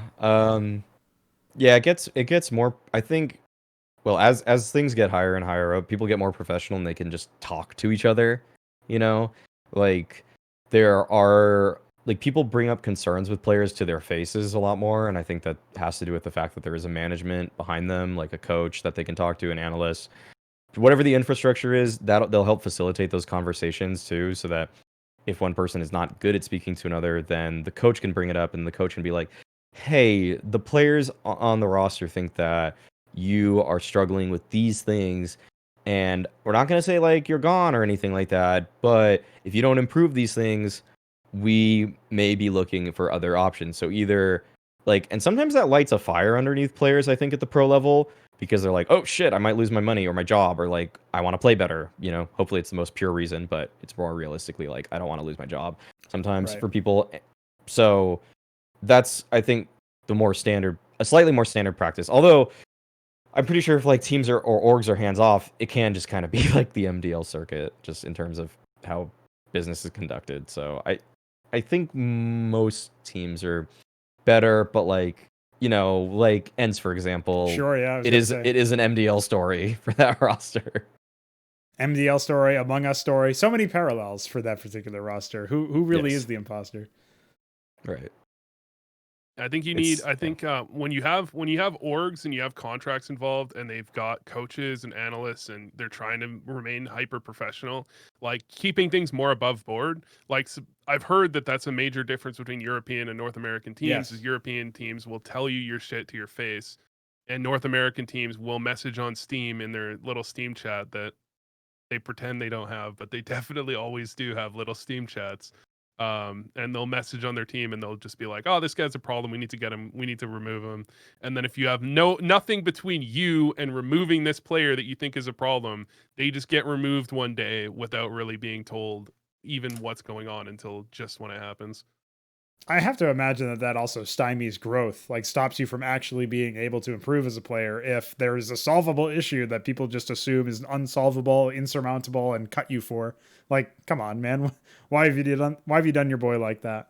Like, there's no reason for any of that. So hopefully the MDL scene can learn from that. I have heard as well that is a cultural thing where Europeans are just more blunt, and maybe it's also because there's like a mix of cultures, because maybe it's like not just a Danish roster, it's not just a Swedish roster, it's like this international roster or mixed European roster, and maybe that results in them just having to be more blunt because they don't always have the same like mastery over the language.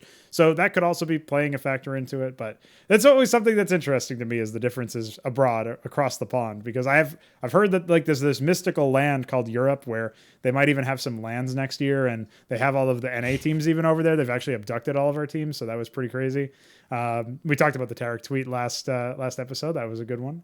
Love to see people complaining about that, just the same way that the 10 a.m. tweets popped off. So that's essentially how things have gone. And since there are going to, in fact, be events in Europe actually very soon, why don't we talk about the Blast Premier Global Finals? Because this has actually been announced, and it looks like, while we don't have a complete list of all of the details, if we head on over to the news page here at HLTV, this is going to be another event with a very hefty prize pool.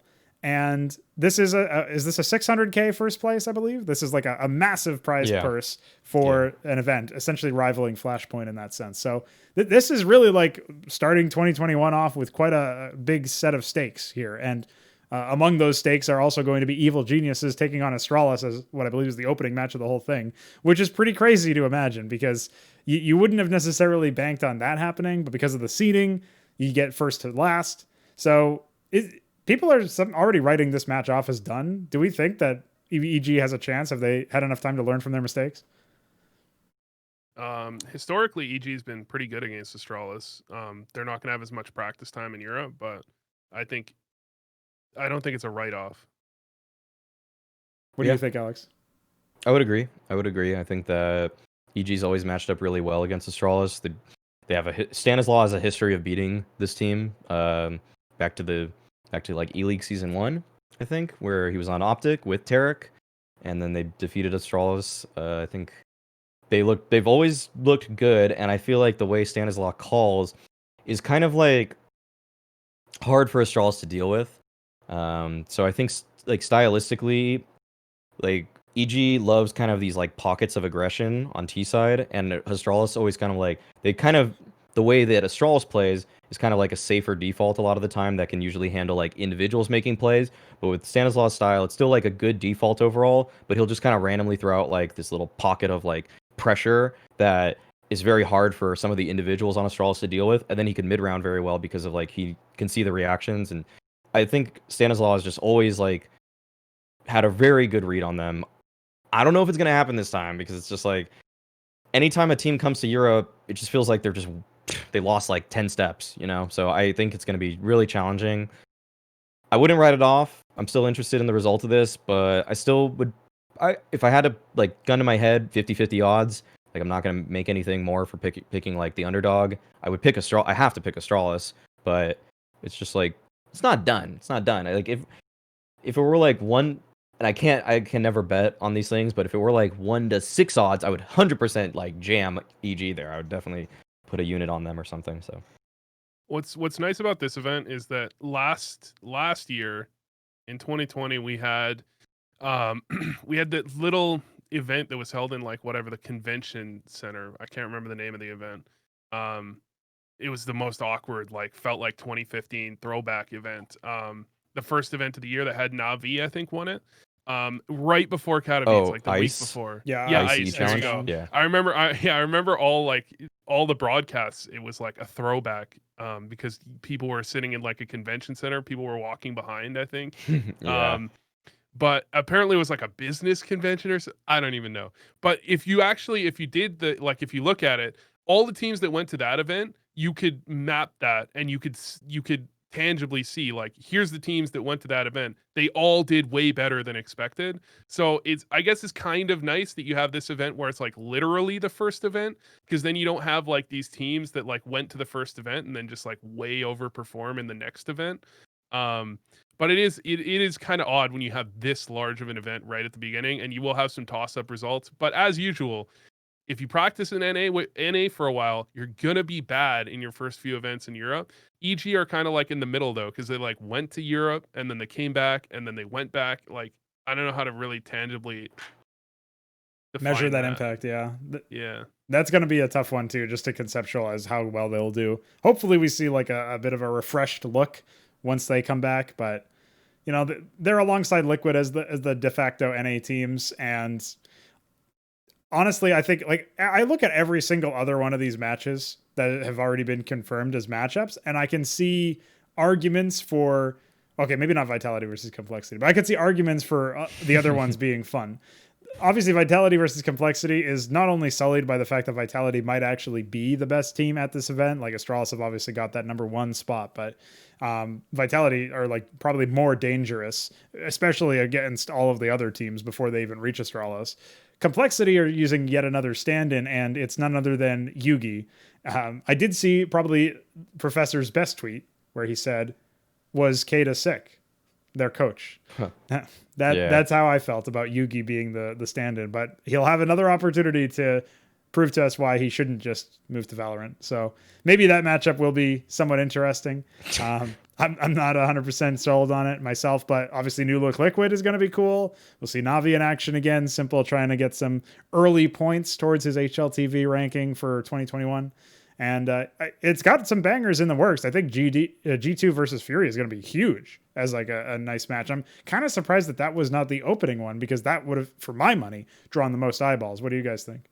I think one of the questions is how long Fallen's been practicing with Liquid, because the initial rumors about Fallen to Liquid started immediately after Twists got dropped, right? So like for all we know, like I mean, unless you guys know anything else, he could have been practicing right from then. He could have needed to wait for a visa, and he only, they're just like literally one scrim, and then by the way, we're playing this event.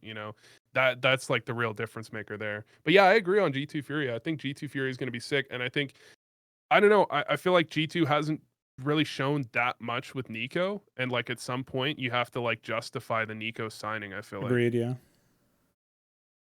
Yeah, I think that one can go either way pretty easily. I think that like Furia always it's kind of like they're both teams that bring new stuff all the time when they have time to prepare. Nexa throughout the kind of beginning middle of the year was really good at just coming up with new strats based off of the teams that he was facing. And then Furia just like they're not afraid to go to a demo from 2014 and just steal like one strat to use and just like show you that, hey, remember this one? I bet you forgot how to counter it though when it's live in a match against you. So it's cool. It's super cool because I feel like this is going to be a map that you just see these like crazy strats out of spawn for both of these teams. So it's stylistically like they kind of match each other really well. Like there's obviously no art on Furia, but if you just talk about like the general game plans of both of these teams, they can kind of it's like a combatant of like just who is going to call the better just thing in freeze time sometimes. Yeah, bringing strats out of 2015 is actually something I've noticed is very effective recently. I've seen a few games. I saw Maui, you might know the strat, the classic like pit exec on Inferno. You like take you pit just wall with pit off, smokes. or you wall pit off and it. then you exec into the site. And I saw that one actually work extremely well because the other team, like I talked to them afterwards, they hadn't seen the strat before. Like they were like, what is this new shit? And it's like, no, it's actually old shit. Like this is very old. Oh wait, one thing I forgot about Furia though is that they're probably going to play with Junior. Actually, I was just gonna say, I just noticed after saying G2 Furia should be a banger that Furia only have 4 members listed on their HLTV profile because Henny got benched and will not be traveling, as I had looked into. So if they're playing with Junior, that's almost like even more exciting. But you would have hoped that Furia would be going up against slightly softer competition if they're starting off with not a stand-in, a new player though. And G2's when not Kenny really S gets out off by Junior, then maybe it's time to hang up the mouse and keyboard. I think it could happen. I mean, have you seen his aces I think against Liquid? It's actually not that unlikely to happen. It's just like I feel like people have been mentioning that Kenny S has been underperforming, but it's still like I feel like the fan narrative hasn't caught up yet. Sure. But I feel like if he gets out by Junior, the fan narrative will catch up like very quickly. That would be pretty epic. And at least you know that, like, unlike when a Brazilian guy gets out-opt, it's not going to result in people accusations coming out from the other roster. So, that's something that's better also about Europe, is that when you play European games, you don't get that thrown at you. So it'll be interesting. Lately, I've actually just compared Kenny's to like Automatic in that they're both just like good. They're all right. They're just like solid players right now. Whereas it's almost like like Kenny S has been on the decline, and then Automatic's just like very, very slowly, incrementally getting better, and then I think they're kind of meeting the same point right now, which is so ridiculous to think about, given how they both were, just a few years ago. But they're just all right. They're just solid. I don't think Kenny S needs to retire because I just don't think there's any operas that are much better than him. But it's not what you want to see from that name. I wonder how much space he even has to do his normal stuff now that Nico's in. Like, that's been a bit of a, not really a narrative, but a concern when Nico was announced, is like, how is this going to impact Kenny? Because he's kind of set some up. Space. Yeah. I think he's got some space. He's been just not like hitting the shots that I'm used to Kenny seeing. Actually, he's got some space between his crosshair and the enemy player. I see what you're saying. Yeah, that's the kind of space he's got. yeah. That's sadly how I've seen Kenny S lately. Okay, now, interestingly enough, Blast is not the only event that has been announced. There is CSM at 7, but we have no fucking details, so we're not talking about that. However, NIP versus Big are doing a show match. Holy moly, could you believe that? And honestly, the most exciting part for me is that we get to see new maps. Well, not really new maps. They're all old maps, and most of them are shit. Oh, my God. Let's talk about that. I'm not watching this shit. Oh, did you see the maps? Did you see them? Map 1, Aztec. Aztec, Why have they done that, Inferno, though? Anubis, Cobble, and Tuscan. Oh, fuck that. I'm excited for Anubis, but I don't know anything skip about on Aztec immediately. Yeah, like, why Aztec? Why? Well, I'm excited because I'm gonna work it. There you go. My God, he's working it. I didn't know that. yeah. Fuck Aztec, dude. Yeah, I'm curious to pick Gabi and Threat's brain on how these maps are gonna run, because I personally have never seen Aztec played in any competitive setting, because it just feels like pretty bad to even just play matchmaking on. Or it is pretty bad. Don't worry, after today you won't see it played in a competitive setting either. But it is not a competitive setting. I hope the Cobble. I'm just kind of like holding out that I hope Tuscan's fun and Cobble's fun, and like Anubis or like Inferno should be interesting, because I don't think they're gonna play the same way they do in real matches. So I don't know what to get out of that one. But I think Anubis could I think it's going to show the flaws in that map's rotations, because I've played Anubis actually a handful of times now in matchmaking, and I feel like the rotations are really okay, that mid kind of water area just feels like a bad spot in terms of how it's accessible and how you have to get to it. So I don't know if that'll really be exposed, because they're just going to kind of play around. But I'm just like this. If Anubis gets if we just see like a 4v4 retake ever, or something like 3v3s or something like that, that's what I'm going to be more excited about for that map, because I think that the way that they opened up, I think it's that's the bomb site. If you go to out of Terra spawn to the right, whatever that bomb site is, the I one forgot they if have it's to A or cross B. water for. That's yes, yeah. I think they actually made that one a lot nicer in terms of the engagements on it. So I kind of want to see like a 2v2 on A. That's like my goal of that entire that map. Yeah, so I'm actually a bona fide expert on this map myself, because I had the creators on for an interview once, which means I'm basically the most informed person ever. However, they did, after that interview, they did actually make a bunch of changes, which kind of made it a little weird for me to remind. That was when they made the changes to the A-bomb site. I think really all the water area needs in the mid is just almost turning it into a window so that you can op through it or something, as another sight line, maybe towards the doors being there when there's also like a cubby area that you could walk through also feels a bit awkward. But bearing in mind that Anubis itself is very much a new look map, that water drop area is one of its most calling card unique elements. I am interested to see if pros even bother playing with it, and I think it'll generate some nice hype for the match in general. It'll generate some nice hype for the map. People will actually see pros on a new map, and obviously the other maps are not new, but people will see pros playing different maps, which, even though if those maps end up being horrible, like Aztec will undoubtedly be, we'll at least get to be reminded of what it's like to watch pro CS when there's some map pool changes. So hats off to Betway for doing that. That's any really other my map at famous. Aztec. Any other yes, literally. I'm interested in seeing. I haven't seen Anubis yet. I haven't even loaded up the map. I haven't even looked at the overview. I've never seen it. I'm interested in seeing it. Yeah. Cobblestone. I think they made changes to Cobble after it was removed from the map pool, right? It's I shit. think it's not the same one. It is actually horrible. So that whole outside area. I mean, original Cobble was horrible. Sure, yeah. But you know the whole outside area that led into the So it's like it's where the toilet is, the little area you can walk yeah. into. That whole thing is gone. And now if you want to move into the drop area or into long, you have to go just through, I guess, what used to be called mid, where you could walk over and into the dragon painting area. Do you know what I'm talking about at all? Yeah, yeah. Yeah. So you have to walk through there. Ledge. Yeah, that's the only People way always that you can saved get on. in. Yes. Yeah. Yeah.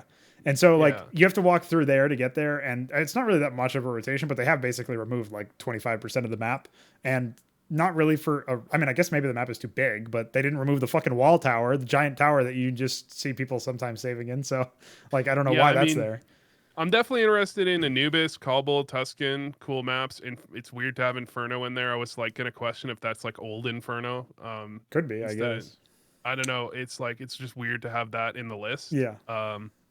But Aztec is literally, it's going to be so bad that it's like making me not want to even tune in, to be honest. Like I kind of, that's like a car crash on broadcast like, though. Like I have to, well, I have to look at it. You got Contra, Ruska, Mill, all good maps could go in, right? You could even put in some of the other community maps, you know? Aztec, really? Yeah, Aztec isn't even like a fan favorite to my knowledge. People have been asking for Tuscan because Tuscan is currently being remade by one of the best mappers in the game. So like, that one's probably going to pop off when it gets finished. It might even make it into the game. Like, surely we could just open with even old Tuscan is fine, I guess.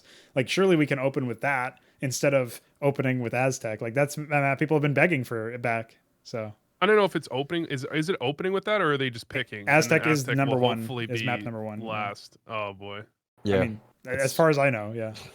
Yeah, I think it's starting with Aztec. So they have the best two maps. Well, I guess they have the best map that everyone wants to watch, in my opinion. Tuscan last. Yes. That is unfortunate. Stay to the end. It might not if even you get flip played. it, if you flip it exactly, Tuscan, Cobble, Anubis, Inferno, Aztec, it's better. It's like definitely better in my opinion. But oh shit, yeah, that's another point. What if they don't? What if it doesn't go to 5 maps? Did we just not say Tuscan? Then it's over. Let's play a 5-0. Let's just watch a 5-0. Yeah.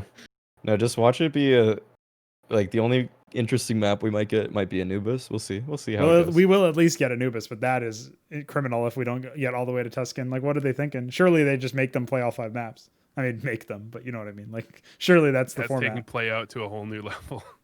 I'm pretty sure it just ends when someone gets 3 maps, honestly. But I think both teams are going to be really clowny. So I think it should go more than 3 maps. Okay. Like, I don't think anyone's just going to play like super hard on all 3 in a row and just be like, we got this, guys. Let's win the show match. Like, it's not. Dude, it's not like that. I guarantee you Nip will somehow have a default because that's their fucking calling card. They'll somehow have a default on Anubis. Like, I was thinking, give them defaults on Tuscan from all the way back in source. I've got the CS source defaults. There you go. They got Threat coaching, but he's going to be on the desk he's casting with me actually. And so he's not actually going to help them, but he probably like gave them a little bit of like, hey guys, back in the day, this is what we did, you know? Okay. Yeah, this is almost like you got 2 players outside SA1, 2 players outside SA2, and then one guy sewer alert. There you go. Yeah, you get your sewer alert. There you go. Yeah. And you definitely don't go inside SA2 because everyone knows how to crunch SA2 really well because we've been playing this map for 5 years. Yes. There you go. The mid pushes are going to be brutal for whoever's on T side. I can tell. I just have to wonder, like, I wonder if this is almost a quick conspiracy to get all the Zoomers that's only played CS with CSGO introduced to some of these old maps. And like, I don't know what Contra to what end. And Ruska, man, we need them back. Like everyone sleeps on Contra and everyone sleeps on Ruska. Contra was an incredibly fun map. Even people that didn't like Contra for League, it was like kind of like Cash is now. Sure, I feel like where it's like it's a very different map. But there was a lot of people that loved pugging Contra, but they hated playing matches on Contra.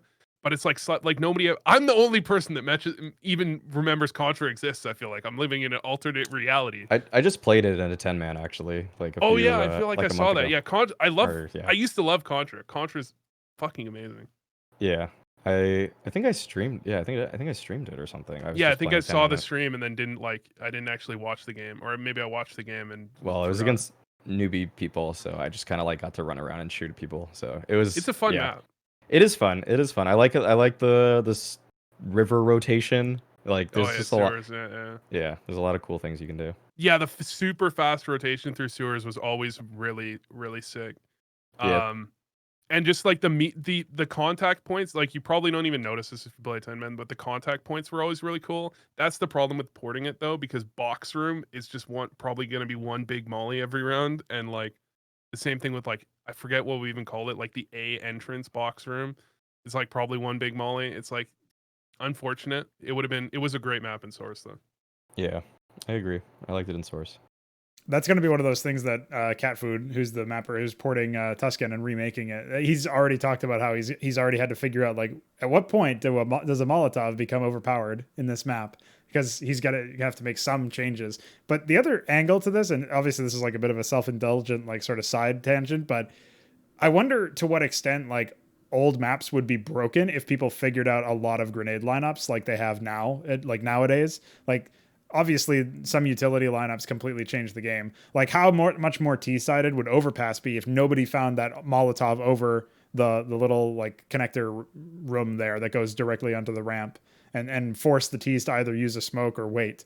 Like I feel like that would be Yeah. way more T-sided, at least for that area. And it's almost like somehow the community has just balanced the map themselves by finding these crazy lineups. And there weren't enough players back then to do the same thing. And obviously the Molotov itself didn't even exist back then. So yeah, I feel like that's like an under-tapped area. We're not going to get that deep when we go into this show match, obviously, but it'll be interesting to see that going forward.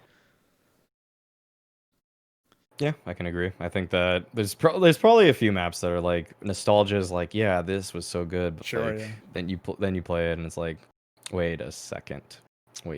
Modern players are just like spots that you probably used to think were OP are just like you're banged out nowadays too. Yeah, that's true too. I didn't even think about angles themselves might end up being needing to be moved around.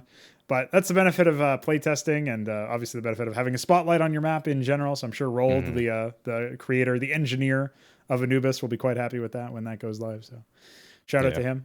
And I will say, as we sort of wrap this show up here, the last moment that I do want to sort of harp on is the last link in the doc for you boys. CSGO has lost bots in competitive, and I have I agree with the general sentiment of the Redditors, which is probably one few and far in between when moments like this happen.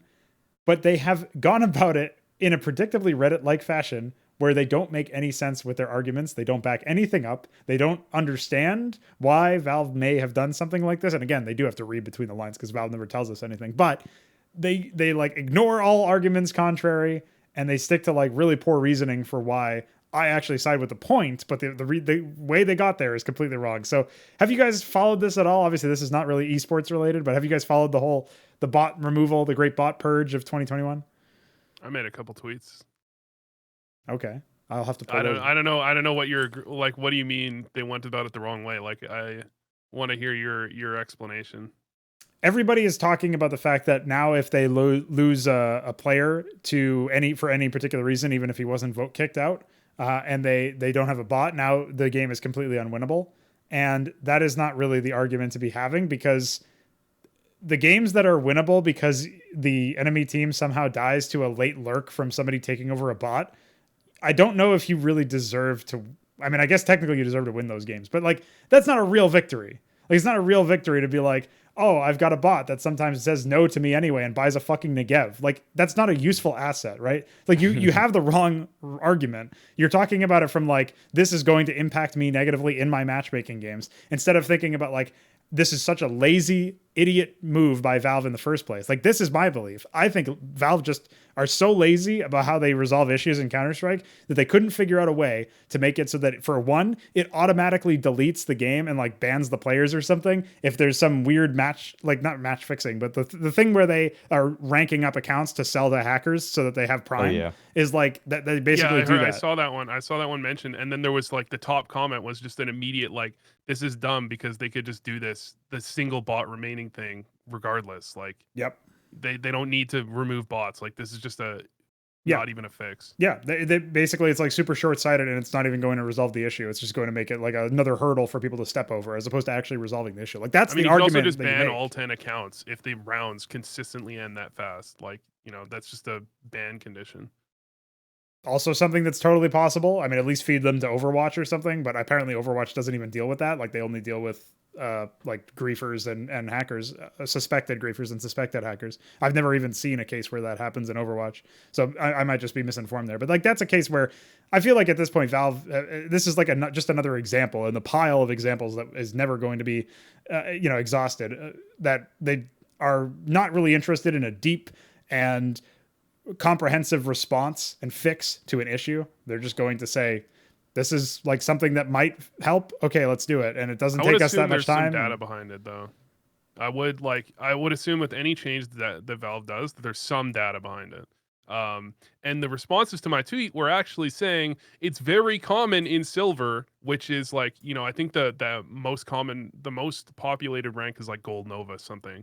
It's very common in silver to literally kick your worst player.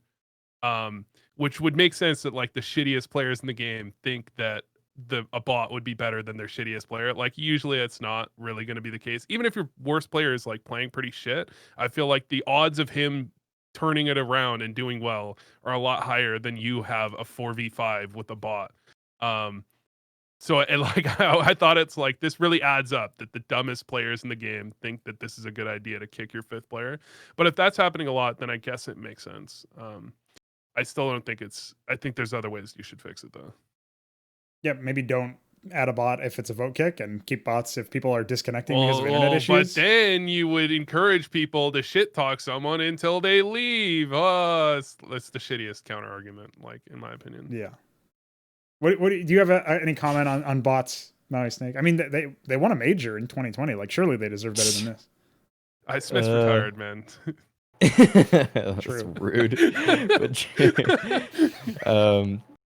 I'm just gonna say RIP to getting like 5 more assists per game because I killed the guy originally, then he took over the bot, then someone killed him when he had the bot. But there was that glitch till literally the end of time of bots existing where you would get an assist when the bot died just because you took over you killed the person originally that now controls the bot. It was just some dumb glitch and you always get like 9. Like someone on your team would probably have everybody would just end up with more assists essentially. You're saying you're not strategically killing their worst player so he gets the bot and then ties with it? Yeah, and then also just I remember like, yo, take the bot. It's just like that's just like something that is going to be fading away as a memory now. Just as soon as you run out and die, if you get entry, immediately just grab it and spawn. That's all I have to say. I didn't actually even know this happened. This whole bot thing. Yeah. It's dumb. It's like one of those dumb Valve things that it's just again funny that it comes out after the labor of love thing. Like immediately after we've been vindicated. We are the labor of love game. Let's just do something that's just completely fucking meaningless and complete nonsense immediately following. Yeah, I don't see how this is going to massively improve the experience of people. People are naturally going to say that this is going to start losing them games where they wouldn't have lost or would have had a fighting chance, like I was talking about earlier. So I don't know, man. It just the whole thing seems like a misdirect. And I mean, the other thing too is that if they're worried about people kicking the other argument too is like they were worried about making bots competent at the game because then obviously that would encourage people to kick their teammates so that they'd get bots. And again, if you just make it so that vote kicks do not result in bots, then like I don't see the problem in such a situation, because then it's like, okay, maybe you don't make them a fucking aim god, obviously, like some of the major bots were that, but surely you can make it so that maybe they don't buy a Negev, maybe they don't randomly say no and run out mid and die. Like there's got to be some way around this sort of thing where you make the experience actually more like positive and less toxic of a gameplay experience specifically, without encouraging that more social toxicity that we can see a legitimate argument for. And it, again, that does require a little bit of thinking on the subject, which Valve seemed to not be really that interested in, at least not as much as they're interested in whatever data set they were consulting beforehand. So, I mean, I guess the data just says that people continue to kick people more often than there are griefers, but it might be another one of those like, we found that 95% of our players only encounter a cheater in like 1 in 40 games or whatever, like that type of shit again, where it's just like this data has to be like scrubbed. Like this is like there's some fudging with this data. Surely there's more hackers than that. I have noticed lately, in the last 8 matchmaking games I've played on the West Coast in North America, I haven't gotten any cheaters. Whereas in the middle of last year, it was every game or every other game. And my friends and I are like Supreme Global, and we're like, so it's just like we just leave games in the middle of last year, but we've actually had a weirdly good time playing matchmaking lately. Have you noticed the rank disparities are fucked? Because That's true. That's really bad. Yeah, we've noticed that because we'll 4Q or 5Q, and then like if we 4Q, our teammate is a silver nearly every time, and then we're against like AKs or Yeah. whatever, I don't know the rank, AK 2 or 2 AKs, and then our silver guy is just like, I'm here to have a good time. Just like I don't know what Is he's the supposed to Sanji do. of your team? Yeah. No, what happens is you guys probably get mass reported, and then you're gonna play more cheaters like again because the Lowers your game's Yeah. not you're not meant to be playing people that are not good when you're good. Yeah, that's true. That's true. Well, thankfully some of my friends aren't that good, and they've just been like carried to the ranks that they're at, so it's okay. They're not, yeah. Mauisnake says he can't take on more than 4 8-year-olds, but meanwhile he's strong enough to carry a whole team of grown men. I don't know, man. This doesn't. This Against was literally double one of AKs my arguments. Against double AKs, I can carry. This is literally one of my arguments. Was like, look, I've 1v5 before. You know, like I could take on 5 8-year-olds if I can take on 5 silvers. Like, I'm sure they Yeah. can't be Not much that of a different. difference. Yeah. Pretty much the same thing. All right. Well, I guess that kind of leads us to a lovely wrap up. We've come full circle here and talked about what we were talking about when Mauisnake first joined us. Obviously, the wager was won by me. I get nothing for it, but at least I can maybe keep a track the same way that we keep track of medals on my other talk show. Just have, wagers won. Mine's red, and it'll just be a scoreboard as mine keeps increasing. So we'll see if we do that. Probably not. Who wants to put effort into putting that on the overlay? Not me. So any final words here, Mauisnake? How have you liked your stay in ELO Heaven, and what do you have for us coming up besides this lovely show that you'll be hosting very soon? Well, it's been a good time. I think you guys have both had some cool, interesting points for the topics that have been brought up today. So expanded my horizons here in the heavens. Not bad. Not a bad use of my time at all. And yeah, just I guess make sure to tune into the Betway, the Battle of Betway between Big and NIP tomorrow to watch some crazy maps, some crazy Counter-Strike, and hear Gobby talk for the first time in a long time. I haven't heard this guy speak for I don't even know how long. So, is he casting in English? Yes, we're all casting together. It's a TriCast. Oh, okay. Gotcha. It's a TriCast with me, Gobby, and Threat. I don't know how it's gonna go, but it's gonna be a fun time. Yeah. Yeah. I guess you'll be on play-by-play duty then, or we'll find out. We'll have to tune in to find out. I'm the host and the play-by-play, pretty much, I think. So we'll I feel see like TriCasts like that work best if you just do it like a CS Summit style, where it's just like you don't really have a clear play-by-play. That was kind of, I think, the plan was that we were just gonna kind of talk like a good amount. It's gonna be some talking, some talking. Right. You get to tune in for some talking, which is exactly what we've been doing. So you'll be right at home. And Vu, I'm going to throw it to you here. Do you have any final 8-year-olds to beat up? Any final words? Yeah. I mean, I didn't realize Maui was on the broadcast. I just, I might catch that broadcast. I might catch one of the matches. It's really early in the morning, dude. Yeah. Really... I might catch one of the matches. Like, I might catch Anubis because everyone on my stream keeps asking me, what's your opinion on Anubis? And it's actually easier if I've never seen it because I can just say I've never seen it, like I've never played it, instead of trying to give my actual thoughts like Valorant, where I have to give like a nuanced opinion on Valorant every like 5 or 6 times a stream, which is like super fun. But nothing new for me. Hopefully we'll get some of these episodes with some actual content instead of just Reddit threads and rumors and memes soon. Hey, that will be very soon. You got to understand. We've got to recap this Betway event. That's going to be that will be top of the fucking maybe food Aztec chain. will come out being the best map we've ever seen. It's gonna be those balanced like double OT. Holy crap! This game is going the distance. 8-7, 8-7. Oh my god! I can't wait. All-time greatest play of the year is gonna happen in this match. When I see Aztec, if I ever queue into Aztec like in casual or something, I can't stop myself from running through the doors. It's just like I hate this. I can't even look at this map anymore. I'm running through the doors immediately.